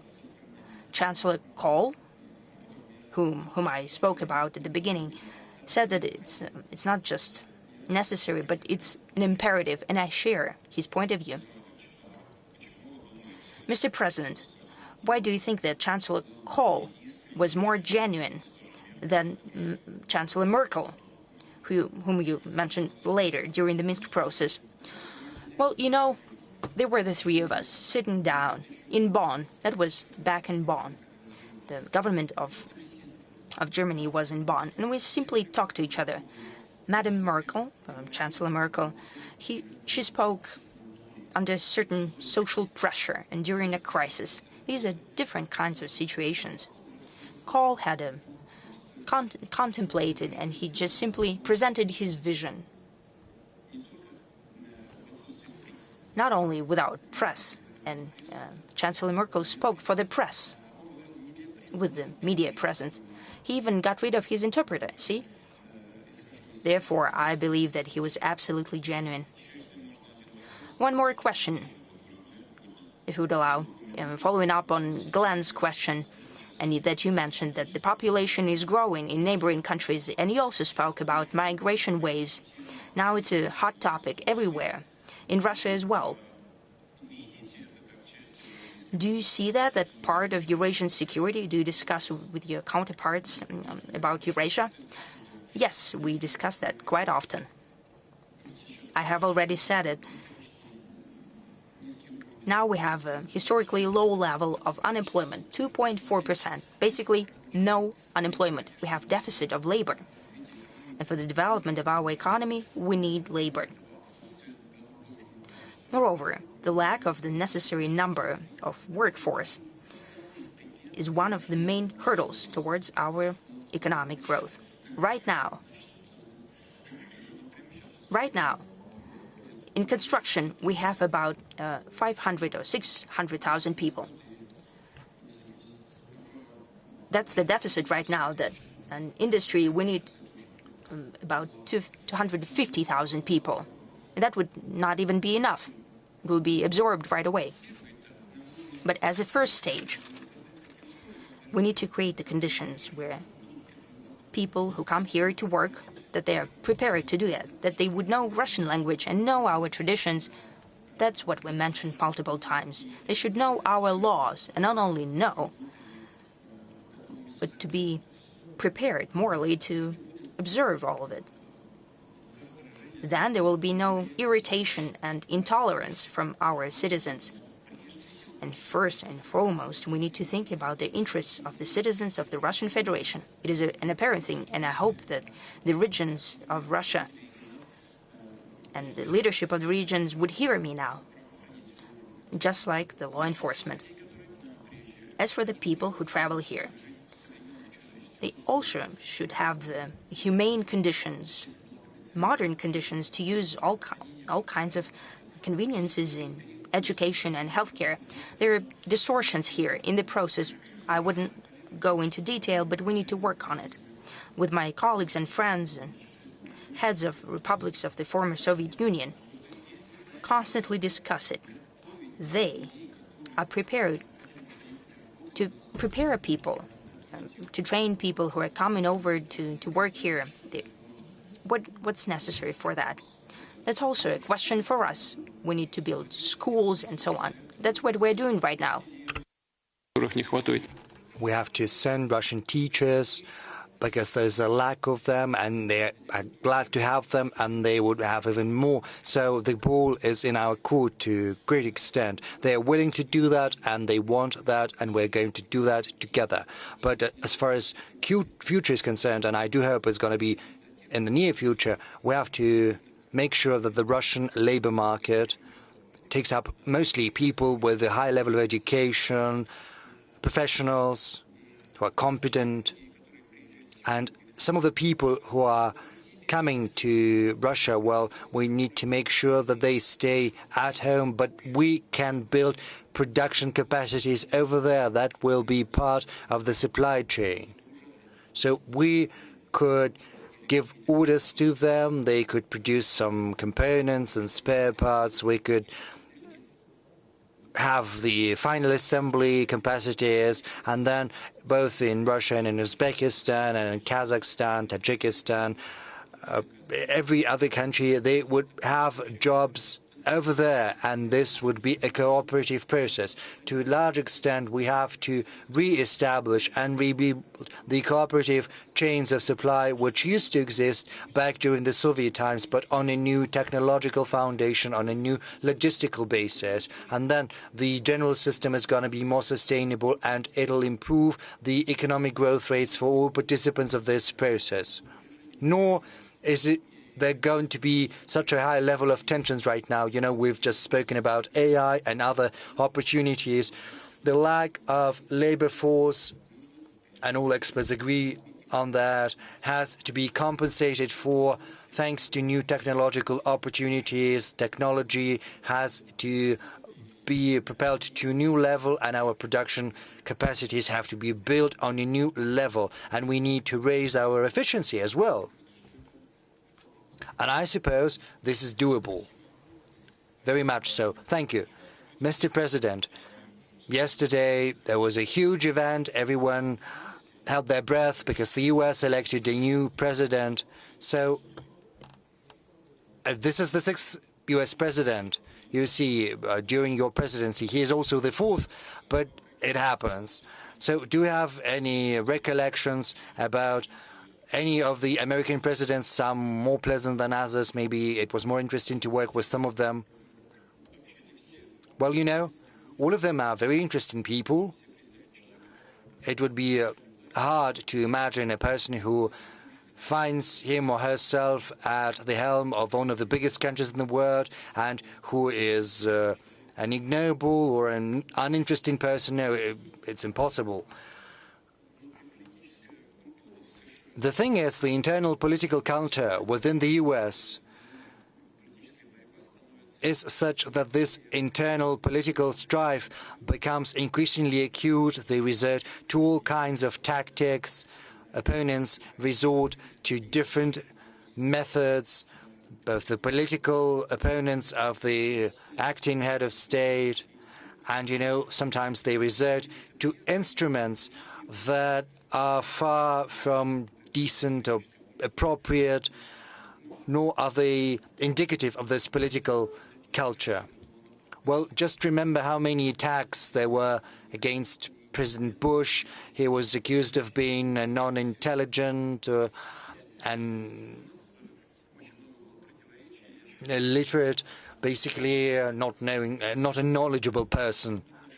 So I think in terms of attitude towards Russia, in terms of policy with regard to Russia, many of them, or at least many of them, as I said, everything that has been done was basically viewed as a creeping intervention. But in terms of personality, I can assure you, President Bush, who used to be governor of Texas, and this is a very difficult state to run, and he was very successful in his job, and I can tell you, he is just as good as any expert who sits in this room right now. However, he has been portrayed as a person with a low IQ or any other type of accusation mounted against him by political opponents. You know, I talked to him. I stayed at his house in Texas. I met his parents at their home, and they came to see me. And I can tell you, I spoke to his father, also former US president. Well, of course, he was no longer president, but he said quite sincerely to me, you know, we made a huge mistake when we started to boycott the Olympic Games in Moscow, and this Russia followed suit, you know, because Russia boycotted the US Olympics. He said it was a huge mistake, it was just nonsense, but, you know, that said, still, that continues because under external pressure, the International Olympic Committee has basically turned into a circus. They've commercialized the Olympic movement, destroying the Olympic movement with their own hands. But, you know, I'm talking about the people I had to work with. All of them were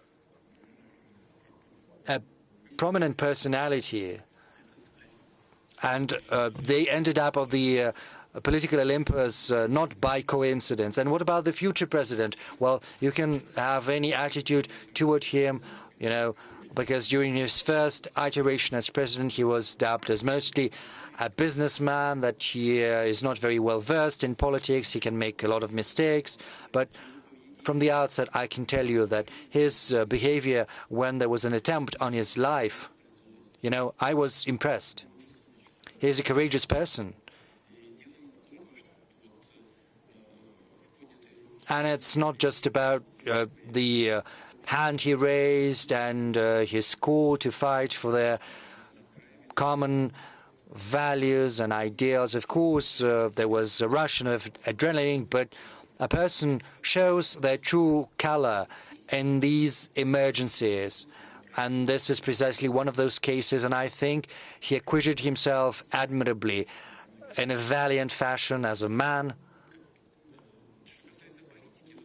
As far as politics is concerned, I don't know, during his first presidency, I don't know whether he's going to hear that, but I think I'm going to say that regardless. I think he was harassed by everyone on all sides, bullied. He was afraid of making a step to the left or to the right, saying the wrong thing. I don't know what's going to happen right now during his new presidency, because this is going to be his last presidency. Whatever he does, it's up to him to decide. But what he's been saying publicly up until now, you know, I would be loath to comment on what was said during the electoral campaign, because, you know, that was a deliberate thing to fight for votes. But regardless, what he said about his desire to rebuild relations with Russia, to facilitate an end to the Ukrainian crisis, I think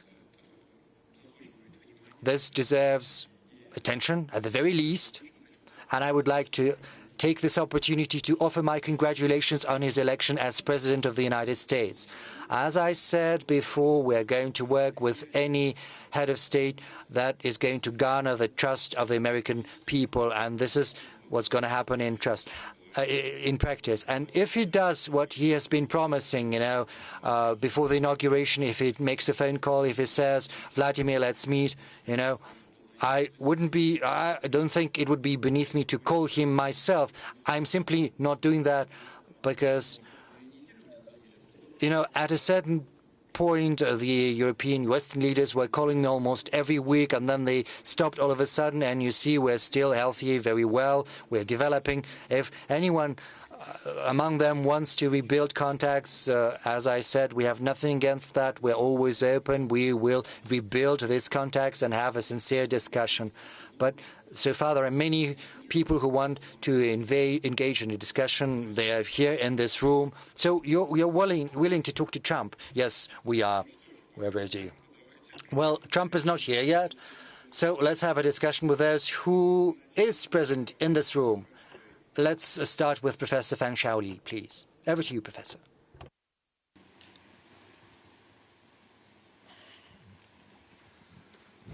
Professor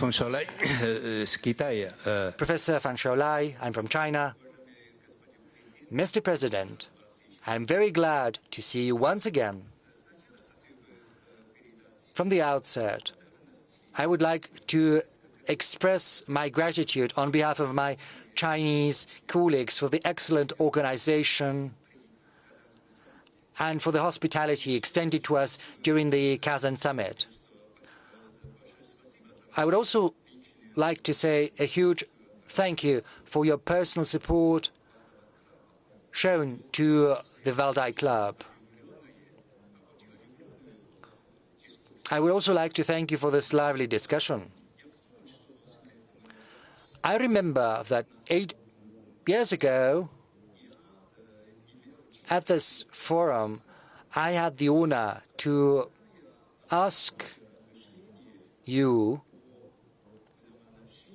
about what you think about the relation between Russia, the US, and China. And you gave me a very apt, very accurate answer. You said that this relation should be built on mutual respect and it should be mutually beneficial. It's been 8 years now. The world is changing drastically. You know, there is rivalry, there are sanctions, there is bitter strife. But at the same time, Russia and China are building a strategic partnership. They're cooperating. And the cooperation within BRICS is also developing successfully. So my question is the same. What's your assessment of the current and future dynamics in terms of strategic partnership between Russia and China? And secondly, is it going to be possible to normalize relations between Russia and the US, and also with China in this new environment? Thank you.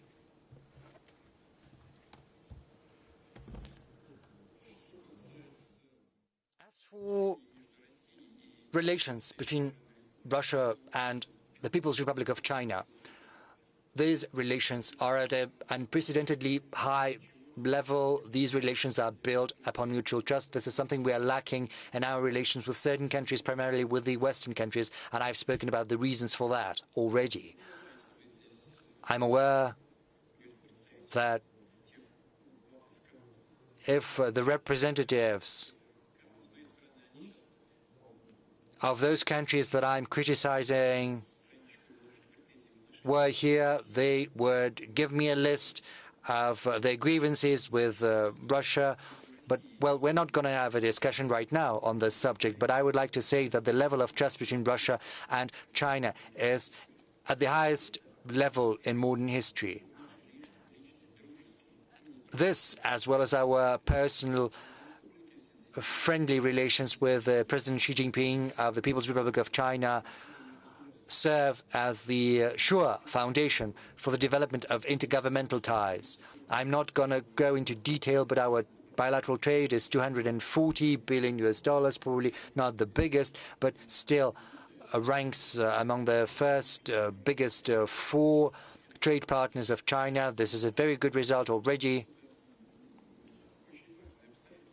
And this is a very important factor. And we are hugely complementary. We started with energy, nuclear energy, and as our technological capacities are growing, we have an exchange of these technologies, and this significance is only growing. That is why we're expanding our cooperation. It's becoming increasingly wide. The spectrum is also expanding, and we are paying increasingly great attention to high technology in different spheres. China has made a huge headway and achieved a lot in different spheres. I spoke publicly on the subject. According to our experts, the economic development model China has chosen is something it arrived at in a natural fashion based on the requirements of life, and it's more efficient than many other economic models because this model combines planned economy and market economy, and thanks to this model, Chinese experts are successful.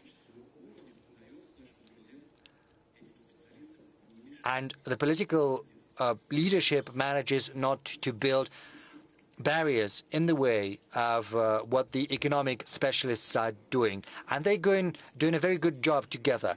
China's economy is performing more efficiently than other economies.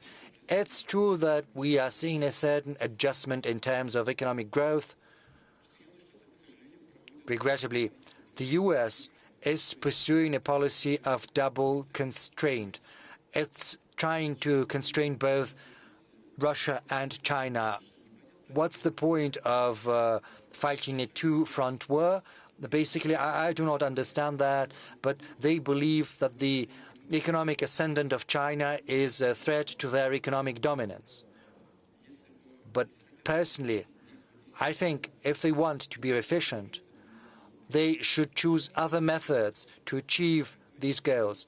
Rather, they should show their advantages in a competitive rivalry. This should be fair competition, and this would create better opportunities in the US. Instead, they are introducing bans and prohibitions, which in the end comes back to deal a blow to their own economy.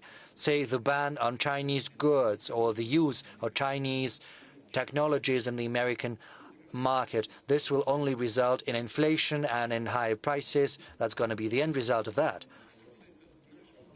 As far as our cooperation is concerned,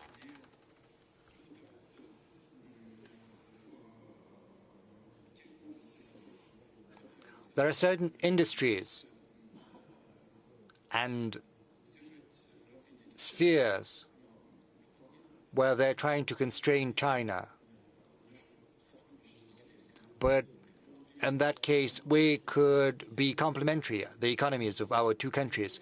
As I said, we started in energy, and our energy cooperation is developing rapidly in oil, gas, and nuclear technologies.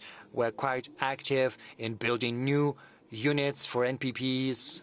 We also organize supplies of oil and gas, and this creates a sure-proof, a foolproof system for ensuring China's energy security. We have a contiguous border. Nothing can throw a screw in that, neither storms, no lanes of communication, nothing can undermine our cooperation because we've got a common border and the supplies will continue just as they have been going. There is a guarantee of that. I believe that if the US chose a different path, a different attitude towards China and Russia, so if they chose a policy of trilateral cooperation instead of double constraint, then everyone would stand to win. And another question about the trilateral cooperation. Yeah, I spoke about that, and I ended on that. You were not following me. Sorry, I got distracted. I think there is General Salik from Pakistan. He raised his hand. He wanted to ask a question.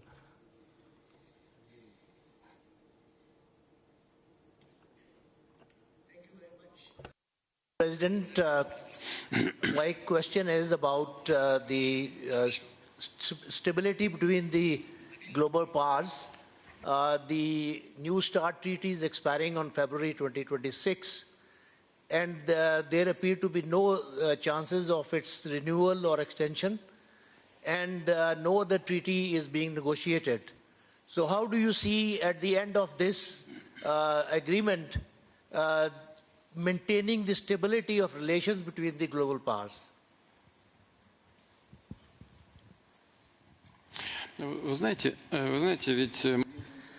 You know, we never refuse to continue the dialogue on strategic stability.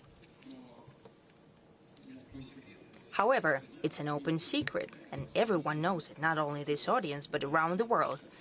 It is well known that the United States and their satellites, there is no other way to put it, regarding the leadership of those countries who, to the detriment of their interests, follow the path towards Russia proposed from over the ocean. Then the U.S. state the goal for themselves to deliver a strategic defeat to Russia. A strategic defeat. What is a strategic defeat? What is to achieve a strategic defeat of a specific country? If not annihilate this country, then I don't know, to bring the role of the country, to reduce it to a naught. Why would we need the nuclear weapons then? At the same time, they want to have a dialogue on strategic stability with us. How come? Well, how does it work? It seems that they're normal and grown-up people. We are prepared to have this dialogue, but in the current conditions, there are many issues. And your colleague from China just asked us about the triangle of Russia, China, and the U.S. I deliberately didn't want to go into detail and exacerbate it, and I didn't talk about the international security regarding that question. Cooperation between Russia and China is one of the most important factors of international stability in general, but it has to do with strategic stability in nuclear weapons as well. In the past, we were always being whispered to, talk to your friends from China. They should join the conversation about decrease of their nuclear arsenals, and our Chinese friends responded, guys, look, we have less delivery vehicles, we have less nuclear warheads. You should cut it down to our level, or we can grow up to your level. Otherwise, there should be no discussion about the cut-downs, right? That's very reasonable. And the rest of it is just nonsense. At the same time, there are nuclear arsenals of other NATO countries beside the US, the United Kingdom and France. They have increased in their nuclear arsenals. They are not only increasing in numbers, but also changing in quality. Quite recently, I was being told that NATO is not a military and political alliance. This is primarily a political alliance. And the military is on the back burner. Not quite so. Indeed, the US deliberately, maybe not, but I think deliberately, have brought back the military component of NATO. And they have declared that they're going to deliver a strategic defeat to Russia. Naturally, we should consider the nuclear arsenals of the UK and France as well. As of today, this is a complex issue. It's more complex than it used to be 20 or 30 years ago. However, we are aware of our responsibility as a country which has the capacity in terms of delivery vehicles and warheads and the quality of modern weapons, and it's being improved domestically. Right now, we're coming to a point that would put on combat duty our novel developments that I spoke about 5 years ago. We're finalizing the tests, and we understand that. And we're prepared for the dialogue, but the other side needs to be honest about this dialogue, considering all aspects of our relations. It cannot be that they want to defeat us strategically, but to their citizens that they're telling, this is business as usual, don't worry about anything. It doesn't work like that. Strategic defeat for us, and they should not worry? No. Let's open our cards and have a calm and business-like conversation without double, triple, quadruple standards. Let's just talk about it. And we have proposed that multiple times.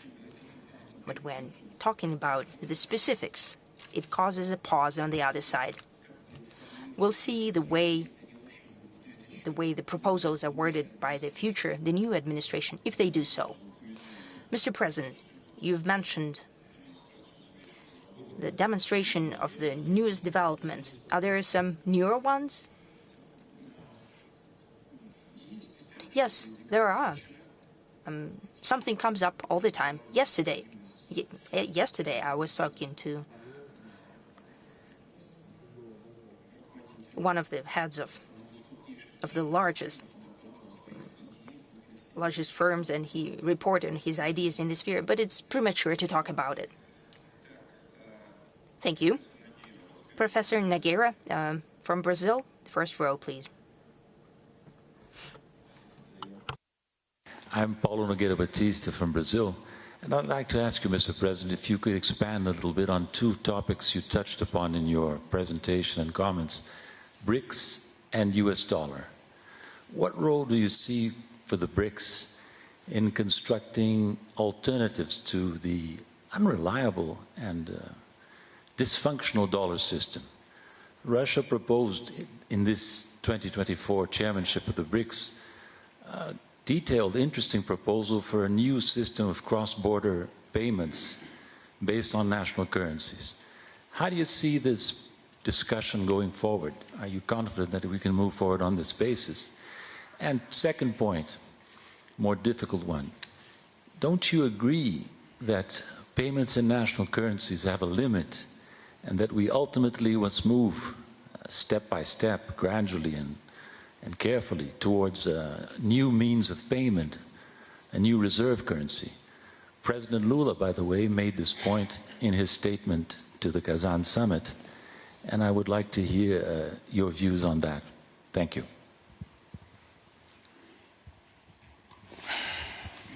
Вы знаете, я свою позицию основываю... My position is based on the proposals from our experts. I trust them completely. Naturally, they're experts at the international level. And beforehand, I had a discussion of our proposal.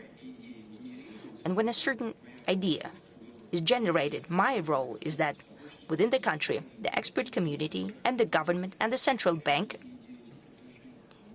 engage with these ideas. So these ideas are shaped in a certain way. When everyone understands what they're talking about, we should propose these ideas to our partners. That was one of my proposals to President Lula. He got interested. He received our experts in Brazil at a very high level. He called to these meetings representatives from central bank, finance ministry, and I think all of the economic part of the government. Our colleagues and friends in Brazil were interested, and I will say a few words about what I'm talking about. We did the same for other countries of BRICS association.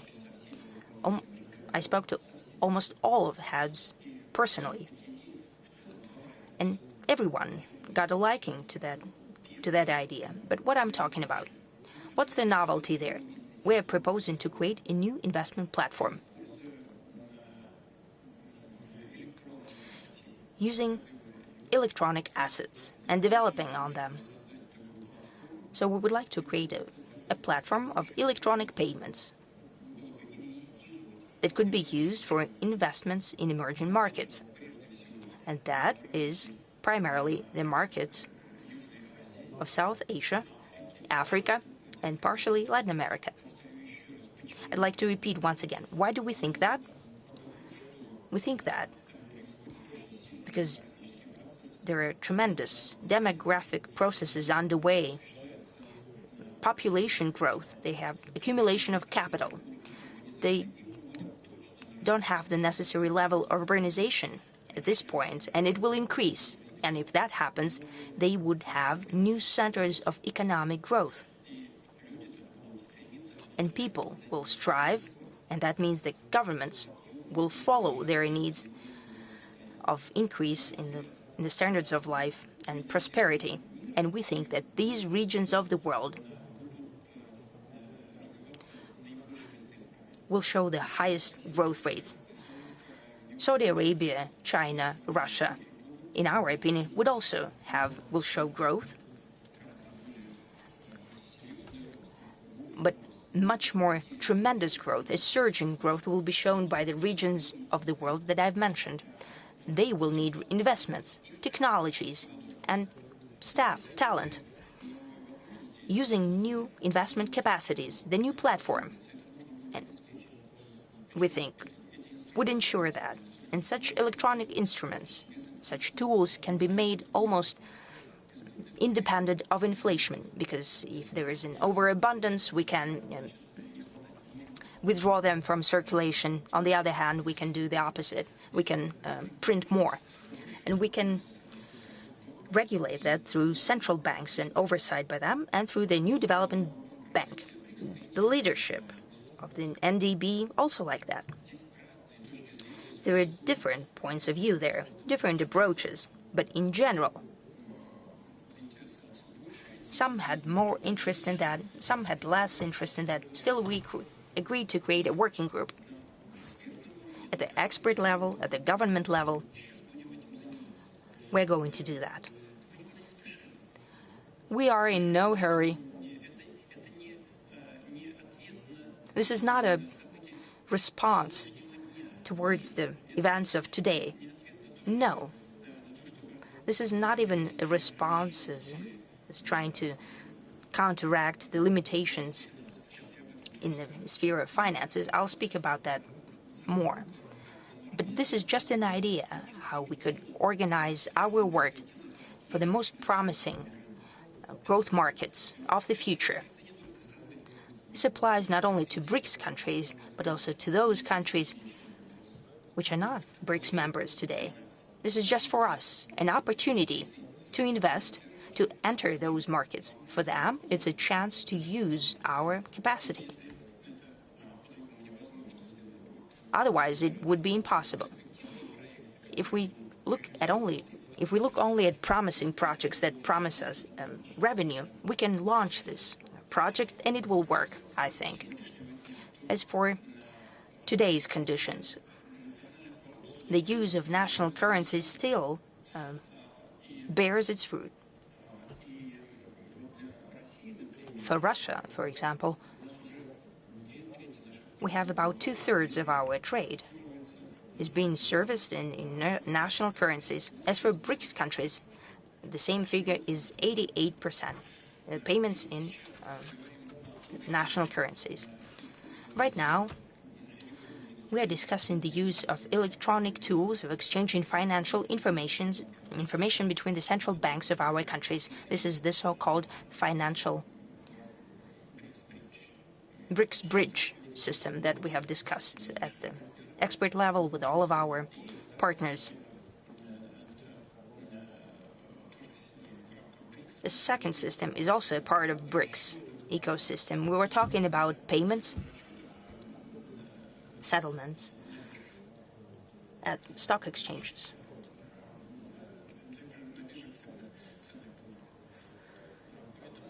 At securities markets. I think that today this is the best option. That's what we should work on in the nearest future. I've heard a lot that the experts and the journalists are talking about creating a single currency. I think it's premature. We don't have such a goal among us. Because in order to talk about a certain single currency, then we need to, achieve greater integration of economies. That's number one. And number two, we need to increase the quality of economies to a certain level. So these would be very compatible in terms of volume and quality, compatible economies. Otherwise, it would be unrealistic and possibly even detrimental. We shouldn't make haste here. And I want to wrap up with what I usually start with when I respond to questions like that. We never wanted to abandon dollar, and that's not our commitment. The political and financial authorities of the US or of Europe are doing it themselves. When they decline to put through European settlements, Euro is still in fledgling state, but they limited its capacity by their own hand. It's nonsense. As for Europe, the issue lies in the fact that decisions in economy are done by politicians who, quite often, unfortunately for those countries, are not experts in economics and finance.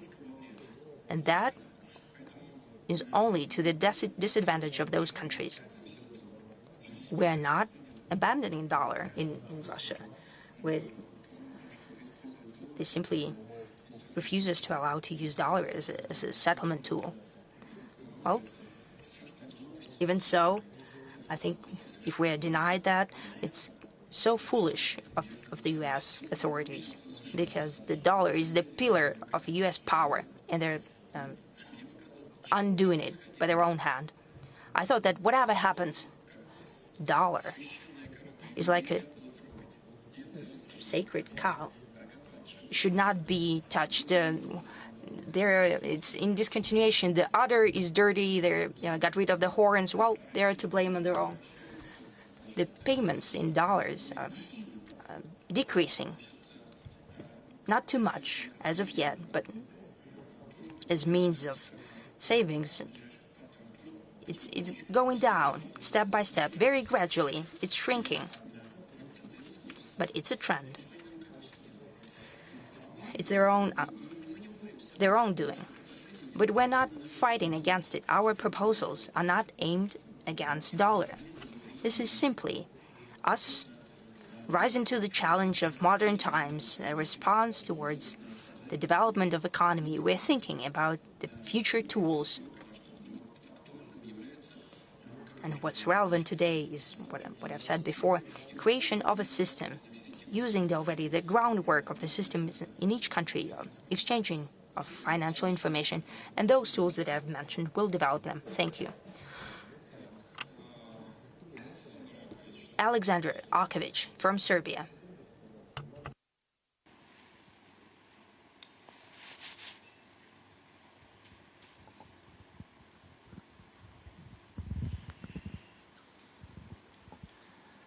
Dear Mr. President, I am Alexander Arkovich, historian from Belgrade, Serbia.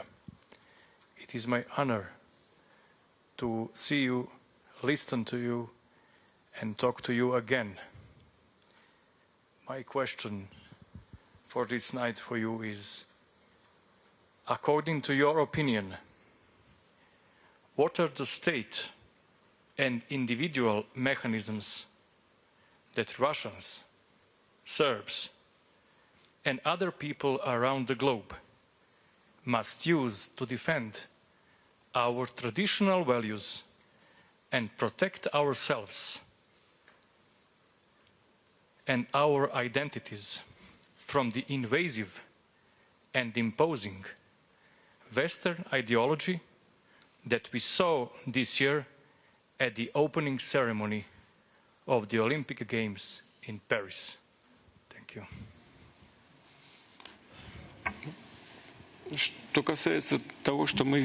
Well, as for what we saw at the opening ceremony, honestly, I didn't watch it. Someone told me afterwards, and I did give it a watch. I don't know what they were gonna do, what they wanted, why the organizers chose that, and why it was greenlit by the International Olympic Committee. It was an insult to millions of Christians, of believers. Why there is a need to insult anyone, I do not quite see that. Why there is a need to insult the sentiments of Christians. Those who organized that say they didn't want to insult anyone, but the same happens with regard to the Islamic community when the Quran is being burnt, or when there are some illustrations or caricatures with the Prophet, and when such things are being published under the aegis and pretext of protecting freedom of speech. Well, I'm just repeating what I have spoken about on multiple occasions, because the freedom of one person or society and where the freedom of other persons starts. Because, you know, you can insult someone and religious feelings of other people and say, this is my freedom, but this would lead you as far as to, I don't know, murder someone. Because if you want to murder, is it going to be like encroaching on your freedom? Well, of course, that is nonsense. People do not feel the line, the border, as they say. They have a vision and they do not know where the boundaries lie. Yes, if you have a vision, it's all right. But if you know that this vision of yours might insult other person, you should refrain from going public. The rule is as simple as that. They believe it possible to act in such a fashion.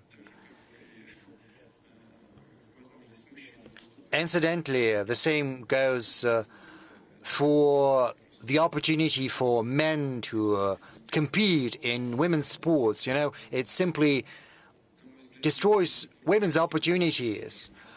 Well, I'm sorry for broaching this subject. Maybe there are some sports which are not for women. I'm sorry, I do not want to insult anyone. But women should compete with women. Well, yes, there is box and maybe that's a male sport.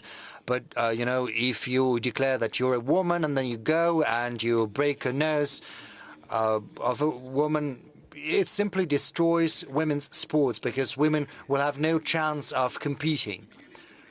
Men should compete with men. And if you're a man and you declare yourself a woman, you should compete with similar people. Or, you know, it's like those who get a medical certificate, say that they have an illness and they take a medicine and they have an unfair advantage. Well, you can organize, again, a competition among people who use the same method. This is only natural and this is not going to insult anyone. No one is going to be offended by that, I think. Now, as far as protecting our values is concerned, I think we should use any means at our disposal to protect these values. Mr. Van Ven, please. Thank you. My name is Wang Wen from Chongyang Institute, Liming University of China. I'm so glad to see you again. And my question is about Russia's China policy in the coming 4 years, as well as the future international system changes. Because we know Trump is back. Let me imagine if one day President Trump call you and ask that, like that, let's join forces to contain China. What will you respond? And will you accept President Trump's suggestion, so-called uniting with Russia and resisting China? And my second question is about the future's international system change, because you often mentioned that international system is ongoing fundamental change. So in your eyes, what will the international order and framework in the future looks like? And in your eyes, in the future international order and the system, what role should Russia, China, United States act or plan in the future? And how do you consider to coordinate the triangle relationship among Russia, China, and the United States? Thank you. Well, I'll give it a try, and I'll try to be as succinct as possible. First, China and Russia are cooperating and being friends, not against anyone. Our relationship with China is not aimed at any third party, the US included. Our relation with the People's Republic of China seek to develop and create a favorable environment for ensuring the security of both our nations and peoples. And the same applies to our relations with the United States of America. It would be very difficult for me to even imagine a situation when the president-elect makes such an offer as you mentioned.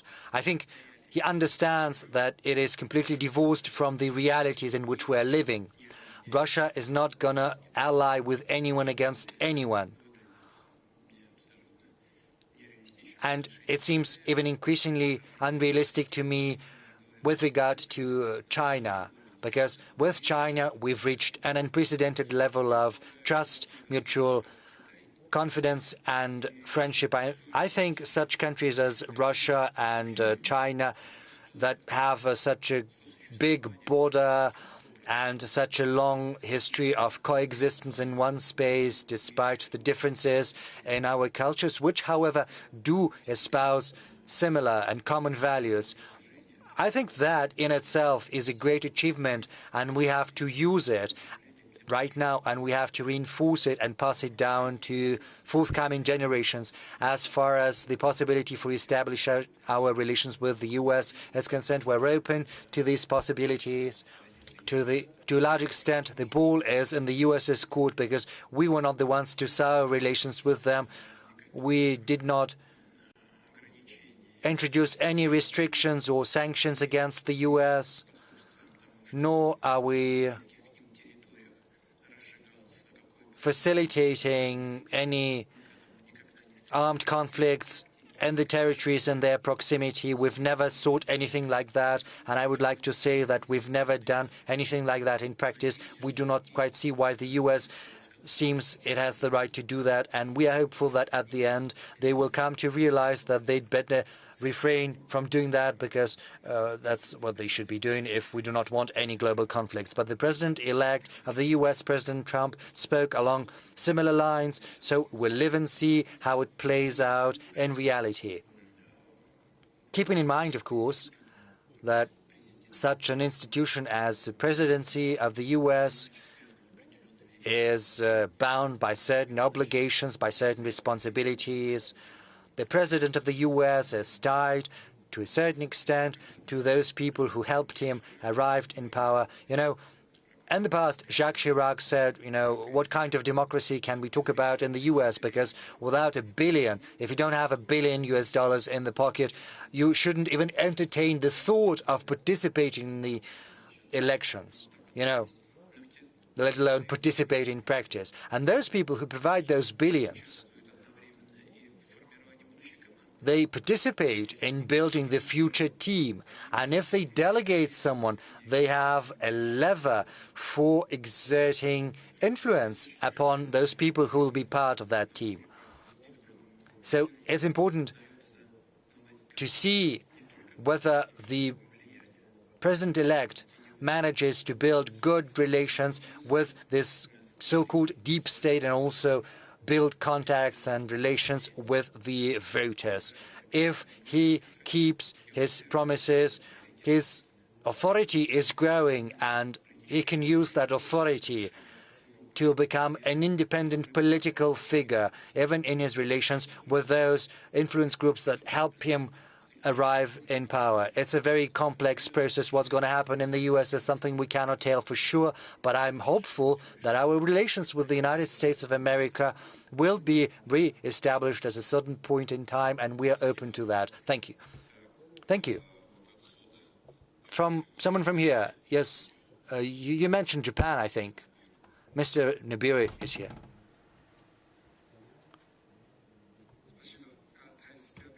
Thank you. Thais Kabira, Sasagawa Peace Foundation. I would like to ask you a similar question, but it's about Japan. The strategic landscape in East Asia is becoming increasingly tense. This is due to the strategic rivalry between the United States on the one hand and China on the other.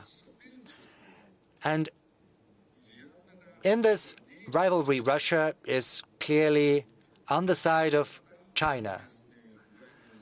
The frequency of joint military exercises between Russia and China has increased significantly in this region. On the other hand, Asia is a region with a great value, and Russia's strategic interest in this region should not be completely bound by its relations with China. How is Russia trying to combine these interests? So on the one hand, there is the confrontation between China and the US in East Asia. At the same time, how is Russia going about trying to preserve the latitude for pursuing strategic stability goals in this region? And another question, what's your assessment of the future of Russian-Japanese relations within this strategic context? Say, what is gonna look like in the next 5 years? Indeed, the situation in East Asia is not becoming any less unstable or less tense, but it's not due to China. Yes, China is our friend and closest partner, but let me say that objectively, it's not China that is building blocks over there in East Asia. I do not want to act as China's advocate. I understand there are many internal issues because there are always issues between neighbors. I'm not sharing any secret with you. There are certain difficulties on the Chinese-Indian border, but well-versed, thoughtful people who care about the future of their nations are on a quest for compromises, and they arrive at them. This is what Prime Minister of India and China's president are doing. They're engaged in a dialogue, and they continued that dialogue during the BRICS summit in Kazan. And I'm hopeful this is going to have a positive impact upon future Chinese-Indian relations. Regarding the situation in East Asia as a whole, it's not China that is building blocks over there. It's the U.S. that is doing that, one block then another. Right now, NATO is formally making its way into East Asia. Nothing good is happening. Nothing good happens if exclusive political or military blocks are being built that act to the tune of one single country that acts as a leader. Other countries, as a rule, are following in the wake, serving the interests of one single country that initiates the establishment of these blocs. And those countries that agree with every demand of the U.S. should think on that. And if issues do arise, and they always do among neighbors, it's inevitable, one should work at a regional level, trying to escape external influence and show courage, patience, and willingness to search for a compromise. And if such an attitude prevails, then compromises will be within reach, and they will be found. So leveling accusations at China, trying to accuse it of some aggressive intentions when the U.S. is building aggressive blocs, I think is not the right way to go. Now, you said that Russia is on China's side and not on the side of those who build such blocks. How can it be otherwise? Because we have to keep in mind everything that I've just said. We do not think that China is pursuing an offensive policy. A lot of things revolve around Taiwan because in words, many accept that Taiwan is part of China, but in practice they're trying to provoke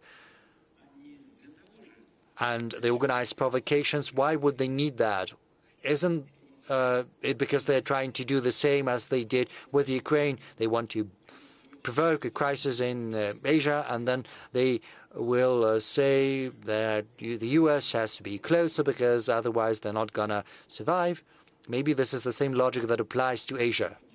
So indeed, we do support China because we believe that China is pursuing a very well-balanced policy, moreover because China is our ally. We have a very large volume of bilateral trade. We have cooperation in security matters. You said that we hold military exercises together, and it's true. But isn't the U.S. doing the same, say, with Japan? Well, it does it on a permanent basis, and it also holds exercises with other countries, and they do so all the time. You know, at the late 1990s, we stopped using our strategic aviation forces. it stopped performing long-range flights to neutral zones, whereas the US kept doing that. So we looked at that, and in the end, we decided to resume the long-range flights of our strategic aviation. And it's the same logic that applies here. The US kept organizing military exercises, and we decided to do the same together with China. But the thing is, these exercises are not a threat to anyone. These exercises are meant to ensure our security. And we believe this is the right tool that helps stabilize the situation, not just in Asia, but across the globe in general. The countries of the region have nothing to fear from these exercises. I would like to reiterate once again that our cooperation with China in general and in the military political field is aimed at reinforcing our security. It's not aimed against third countries. Now, as for our bilateral ties with Japan, I can say it again. What I told to your colleagues, we were not the ones to sour relations with Japan. We did nothing wrong against Japan. We were held in negotiations. We were trying to arrive at a solution to a very complex matter of the peace treaty, and there was talk about a very difficult compromise based on the 1956 declaration of the Soviet Union. Even ratified this declaration. It was the Japanese side that renounced that declaration, but it was at the request of Japan that we got back to this declaration. We agreed to that. We resumed our talks. We were thinking what we could do based on that declaration of 1956, and then all of a sudden Japan slapped sanctions on that, and Japan even put us on a list of threats. We're in the third or fourth spot. In what way are we a threat to Japan? You know, what did we do wrong? Because you got an order from Washington. Maybe you should have told Washington, okay, guys, we'll think about that, you know, without giving offense to your partner and to your ally.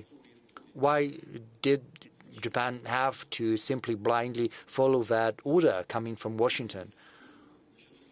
I do not understand that. Thankfully, there are some smart people in Japan who continue working with us, especially in energy with our companies, and they see us as reliable partners. Despite the sanctions introduced by Japan, we're not doing anything to reciprocate. Japanese companies that used to work in Russia can keep on working if they want to.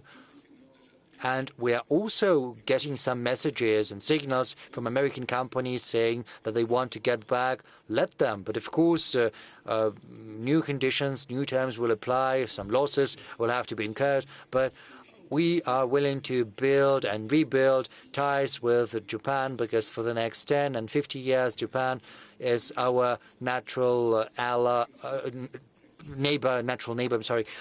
Yes, there were some tragic pages in our history, and there are also some pages we can be proud of.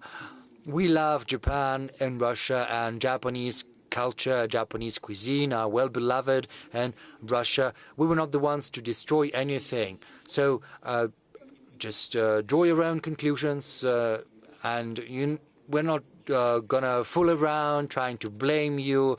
We're willing. Do come back. That's it. I don't have anything to add to that. Mr. President, what about our strategic cooperation with the DPRK? Is it also aimed at strengthening our security, just like with China? Well, as for DPRK, we have an agreement that we've signed with other countries as well. It was signed with the Soviet Union as well. Well, it came to an end naturally. In essence, we went back to it. There was nothing new there. Whatever anyone says, everything, practically everything that was written down in the agreement between DPRK and the Soviet Union, it was copied and pasted with some adjustments, and it was reproduced in the new treaty. Naturally, it is aimed at ensuring security in the region and our mutual security as well. Will we hold exercise with them? Maybe we can do that as well. Why not? We have Article 4 that reflects mutual aid in case of aggression from another state. It's all there. And I would like to repeat once again, there is basically nothing new compared to the treaty that simply ran its course back in the Soviet Union times. Thank you. Arvind Gupta, please. Mike. Thank you, Mr. President, for a brilliant presentation and this interaction. My question is about India-Russia relations. You have met Prime Minister Modi several times in the last few months. Prime Minister Modi at one point of time mentioned to you that this should not be an era of wars. How do you see that statement? How do you interpret that statement? What is the meaning of that statement for you? That's one. Secondly, if you could also tell us, in this concept of Eurasian security, what role do you see for India? And thirdly, in this changed geopolitical environment, and you also mentioned about the importance of civilizations, civilizational values, Russia being a civilization state, India being a civilization state. What are the areas in which, new areas in which India and Russia can work together? Thank you very much. India is our natural partner and ally for decades.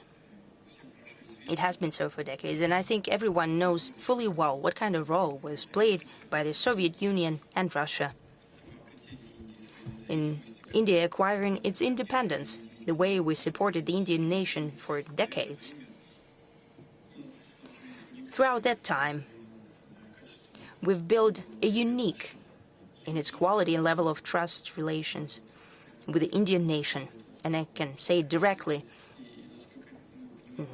in this case, and the way we feel and the way we understand coming from our Indian friends, there is an overall national consensus about the development of relations with Russia, with our country. And using this basis, we're developing our relations with India in all dimensions. That applies to the economy. It's showing good growth rate in different dimensions as well. For example, in energy, we are prepared. Besides oil supply, and the supply has increased manifold to the Indian market. But we can talk about possible LNG supply. We're working in nuclear energy very actively. We are building nuclear power plants in India. We have tremendous respect for the idea of Prime Minister Modi. Make in India, his call to make in India, and we are prepared to invest in that. Take energy, for example. One of the largest foreign investments of $20 billion is the Russian investment. We are prepared to increase it in the same vein. Naturally, now we need to think about new technologies, and we are prepared to do that. At the last meeting, His Excellency Prime Minister noted that Indian producers of agri-produce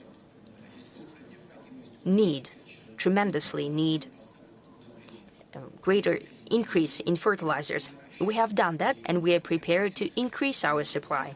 I mean the needs of Indian agricultural sector. There are other needs as well. India is a great country, the largest in terms of population, 1.5 billion people. Additional growth of 10 million per year. It is growing very quickly. It is leading in economic growth among major economies, 7.4% GDP growth per year, I think. And India is one of those countries whose growth will be greater than even well-developing countries of today.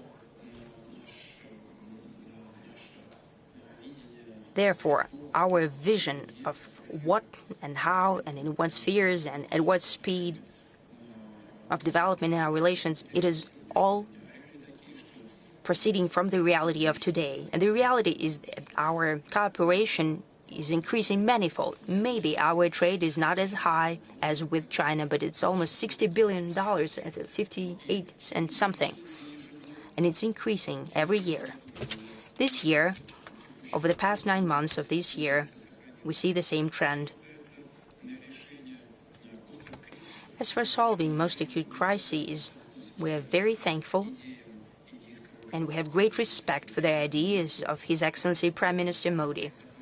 He expresses his concerns about conflicts in Ukraine as well, and he proposes his ideas how to settle the conflicts. Naturally,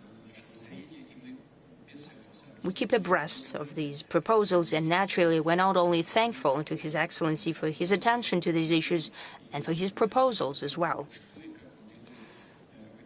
for the fact what he's doing in this regard. In general, I think that our relations with India, we're developing at a high rate, and we have every reason to believe that using the groundwork that we have laid before will show even greater rate of development than today. Incidentally, and it is traditionally known that we have good relations in security and military and technical cooperation. Look at how much Russian equipment is in Indian Army. We have high level of trust in this sphere. We're not simply selling to India. We're not simply selling our armaments, but we're developing weapon systems together. Drama system is very well known. We have made it that could be used in 3 spheres, in sea, in air, and on land. Everyone knows that fully well. There are no questions there, and it causes no irritation, but it testifies to the high level of trust and cooperation. Will continue in the same vein, and I hope that will be in the near future and in the far future as well. Can I ask questions now? Are we close to midnight? Yes. And we're still here. Okay. You can go ahead and choose. At the very back of this sector, I see a hand, but I don't see who's raising it. A lady there, closest to you? No. Over there. Raise your hand, please. Over there. Thank you.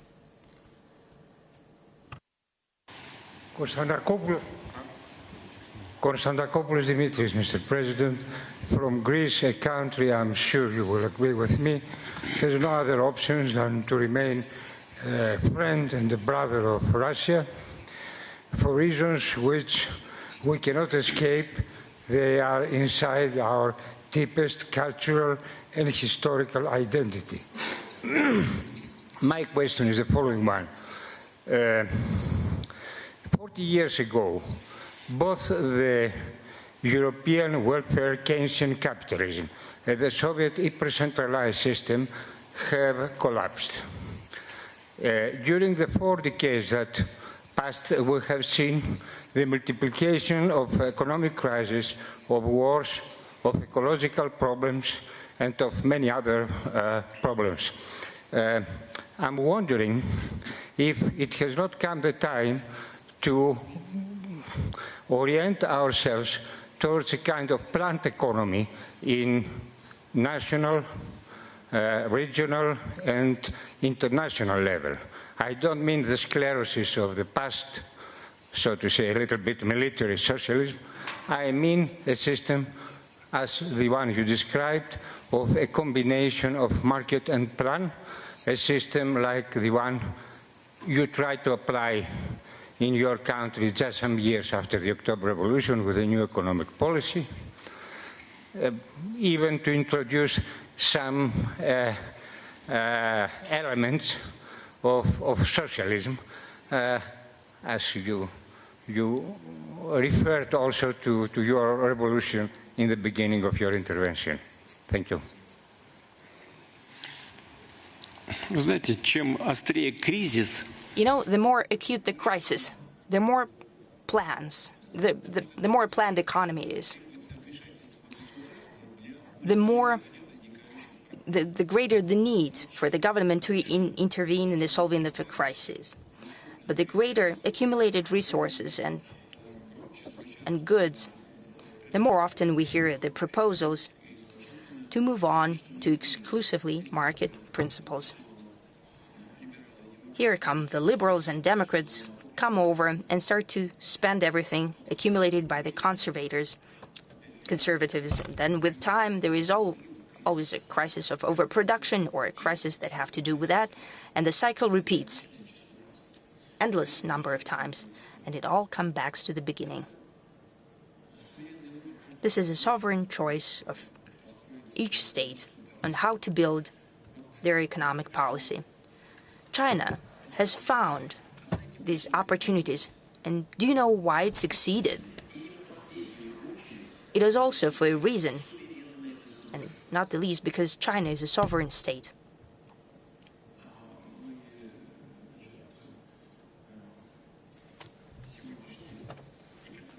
And many of today's economies, due to many various reasons, due to their obligations within economic alliances, military and political alliances, voluntarily have abandoned a part of their sovereignty. And they are incapable of making decisions in economy and in ensuring their security. I'm not appealing to anyone or calling anyone to anything, but I'm simply responding to your question. Yes, possibly, at a certain point in time, the presence of drama or a national currency would be reasonable, because you can adjust through inflation at least certain social processes and get rid of social tension, and not to shift all of the burdens of economic development on the shoulders of the population. Back in the day, Greece made a different decision. It redistributed itself to be regulated through a common currency and economic decisions in Brussels. This is not our matter. This is a sovereign choice of the Greek state. What to do in these conditions is hard for me to say, but as some of my friends and colleagues from the EU told me, I still have some, the Brussels makes more decisions that are obligatory, that it was used to be done by the Supreme Council of the USSR during the Soviet times. There are advantages and disadvantages, but it's not our matter. I tried to answer to your question. I don't know whether I succeeded. I don't know whether it's enough for you or not. That's what I think. Thank you. Yes, please go ahead. Over here. Yes, you will have the mic to you. Thank you very much, Mr. President, especially since I'm the first woman to take part in today's discussion. I wanted to say that quite recently, starting with 2023, the African agenda became the Valdai agenda. It's very important, because what's being discussed in Valdai is important not only for intellectuals and experts, but for all of our country. It is very symbolic that one day after we finish our work, we'll kick off the first ministerial conference of Russia and Africa in Sochi as well. At the BRICS press conference, you said that Africa, together with Southeast Asia, is one of the global growth centers. And it is clear that there is a great fight for the sympathies of the African population. They have great attitude towards Russia, though in the 90s it is believed that Russia left Africa. When you cross the border, you're being asked, where do you come from? And you say, I'm from Russia. And they say, Russia, Putin. That is indeed so, almost all around Africa. And I think it has to do with the fact that Russia, unlike the West, that used to plunder those nations for their own benefit, ensured political and economic sovereignty of the African states and stood at the origins of African economic space and humanitarian space as well. But in terms of competition, China, India, and all players, and even Turkey and countries of the Persian Gulf and Iran, Russia needs to find its niche where it would be best for Africans. We, as experts, also have our proposals, what we need to pay attention to. But you have held dozens of negotiations with African leaders and multiple with many leaders. During those negotiations, was there one promising dimension that everyone would be talking about, that every African leader mentioned? Thank you. You know, African continent is tremendous in size, and the level of economic development and security situation is very different. I can agree with you that we have no contradiction basically with any African country. And the level of trust and liking towards each other is very high, primarily due to the fact that in the history of our relations with the African continent, there was never even a shadow of a trouble. We never exploited the African nations.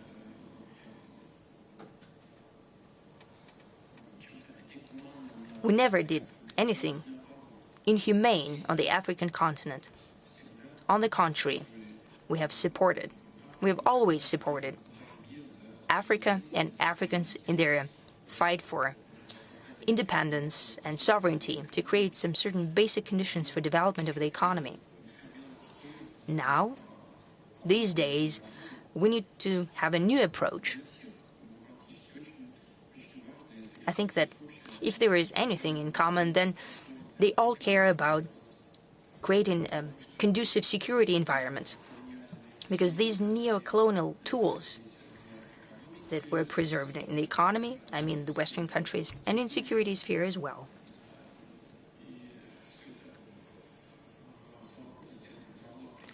And together, that gave a certain advantage and the possibility to use these neo-colonial tools. People got tired of that, especially since there was no great revenue from that. I can only repeat myself that during our meetings at summits, and bilaterally as well, the Africans never ask or beg for anything. They never extend a demanding hand. They're developing very fast, and they know that they have resources and capacities. They're asking for only one thing: to build a natural and mutually beneficial cooperation. That's what we want as well. We cannot do that at the government level as it was being done in the Soviet Union.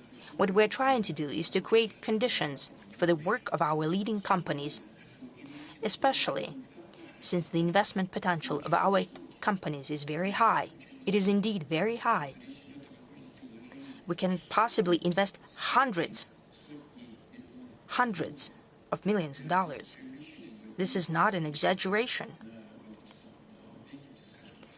For example, in Egypt, we're building a nuclear power plant, and we're investing almost $20 billion. Just some figures for you. And in other countries and in other spheres, we're also prepared to do the same. It is very hard to work in the sphere of economy if there are no conditions to ensure security. Well, let's take the Sahel region. Still, this is a zone which has been ravaged by terrorist or semi-terrorist groups and gangs. Some countries are suffering from political instability, so almost everyone turns to us, asking us to give them a helping hand in this field. And of course, we act within the framework of the international law. We're trying to help them. We're not trying to expel anyone from there. Some Europeans are taking offenses as they say that we're trying to expel them. Well, they've got nothing to do with us, and we've got nothing to do with that. They are simply fed up with them. They want them gone. And this vacuum appears, and we're trying to come in, trying to act as cautiously and as efficiently as possible to address the task at hand. Indeed, a lot needs to be done, first and foremost in economy, and we're trying to work this path. Now, as far as this ministerial meeting is concerned, the one that is starting the day after tomorrow, it's meant to create a conducive environment for that. We're also helping to train personnel, both in military and in civil, at our universities, because future professionals for the military, for these countries are being prepared. The same goes for law enforcement agencies. We're going to pursue every path and every avenue in culture, because there's a great deal of interest in Russia in the interest of African nations, and I think this interest is reciprocal. We're going to do everything in our power, doing that, working in a systemic fashion. Let's move over there. Yes, please give the mic to whomever you take liking to. Yes, please. Great. Raising the question to you, Mr. President. I'm Han Hua from Beijing Club for International Dialogue. If we make this assumption, if we go back to 2 years ago, probably February 2022, what would you say to Chinese leader about the Taiwan issue at that time? And if we look forward to another quarter from now, 25 years, say 2049, what in your mind a multipolar world will look like? And isn't a major force of this pushing to the multipolar world should be a unified country? Thank you. Well, let me start with the last question you have asked. I want a well-balanced world, and in this nascent multipolar system, I would like the interests of all international stakeholders to be taken into account as best as possible. And there needs to be a mechanism established to search for compromise. And I'm hopeful that we will have been able to build such a system. At least this is something we have to aspire to. As for who wants that, if there are some forces that seek to achieve that, of course there are forces like that. I refer first and foremost to the BRICS participants. We've just spoken about that, and this is the subject that we broached at the Kazan summit.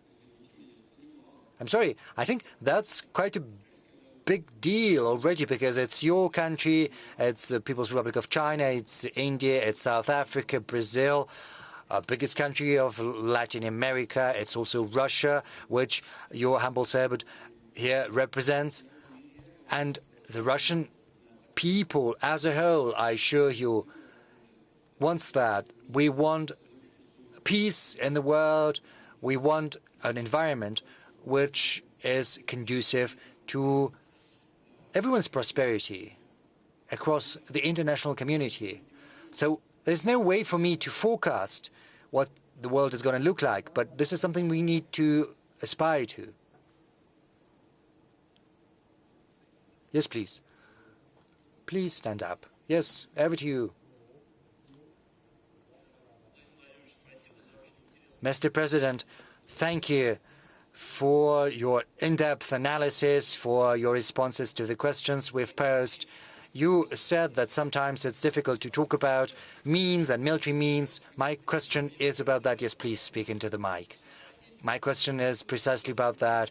Russia has traditionally criticized the use of military force for resolving difficult international situations, but in 2022, Russia resorted to using force. You make a convincing argument why this was necessary, and your explanation is very convincing as to why Russia was in the right to use force back then. But, you know, if you cite some right and you use it, it's impossible to deny others the right to do the same. So my question is about the Middle East. Who do you think has the right in this region to use military force, and whose military actions are illegal and illegitimate amid the current conditions, against the backdrop of the current crisis that is currently unfolding there? And another question, kind of a follow-up, but more a technicality. What are the borders within which Russia recognizes Israel? Because, you know, when someone appeals to self-defense, citing this right, the question of borders begs itself. This is not a difficult question, even though the situation is very complex. I'll try to formulate my response to your question in two parts. Russia believes it important for all the decisions of the UN General Assembly, UN Security Council on Israel and Palestine have to be respected and implemented. This is not a short-term policy. This position has traditionally been ours since the Soviet times, and Russia sticks to this stance. So if all the decisions of the UN General Assembly and UN Security Council are observed on the establishment of two independent states, then this will precisely be the foundation for resolving the crisis, however grave, however acute it might seem, and it is, as of now. That's it. Mr. President, I can't help asking you about the borders. And what about the Ukrainian borders? What are the borders within which we recognize Ukraine? You know, we've always recognized Ukraine's borders based on our agreements after the collapse of the Soviet Union. But I would like to draw your attention to the fact that Ukraine's declaration on independence, which was supported by Russia, states that Ukraine is a neutral state.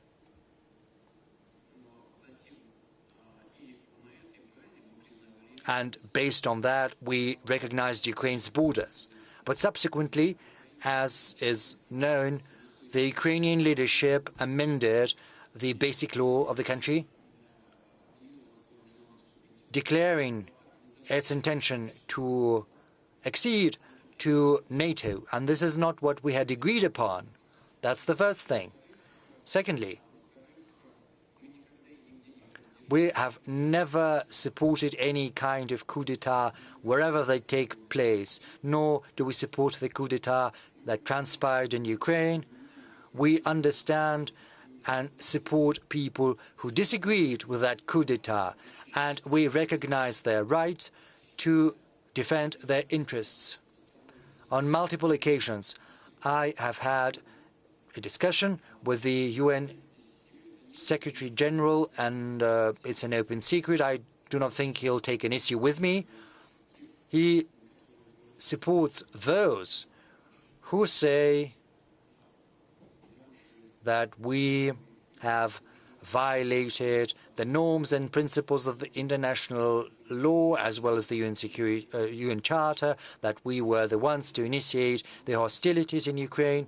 I said that in the past, but I'll take this opportunity to reiterate the rationale behind our actions once again.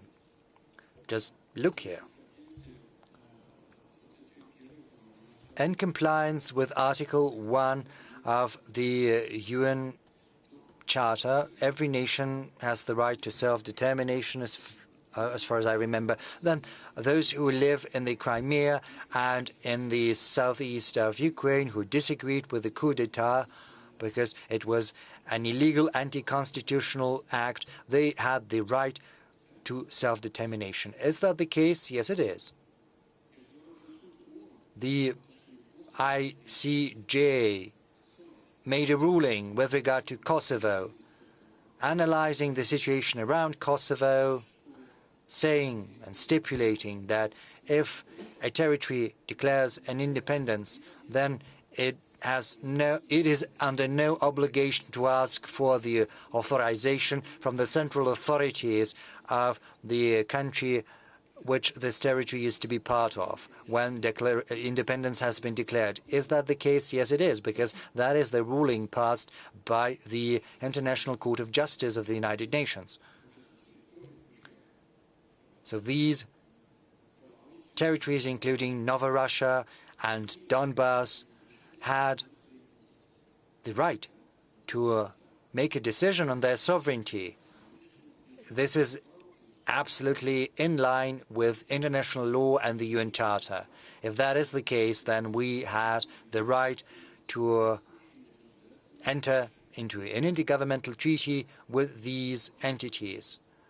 Is that the case? Is that so? Yes, it is. Did we do that? Yes, we did.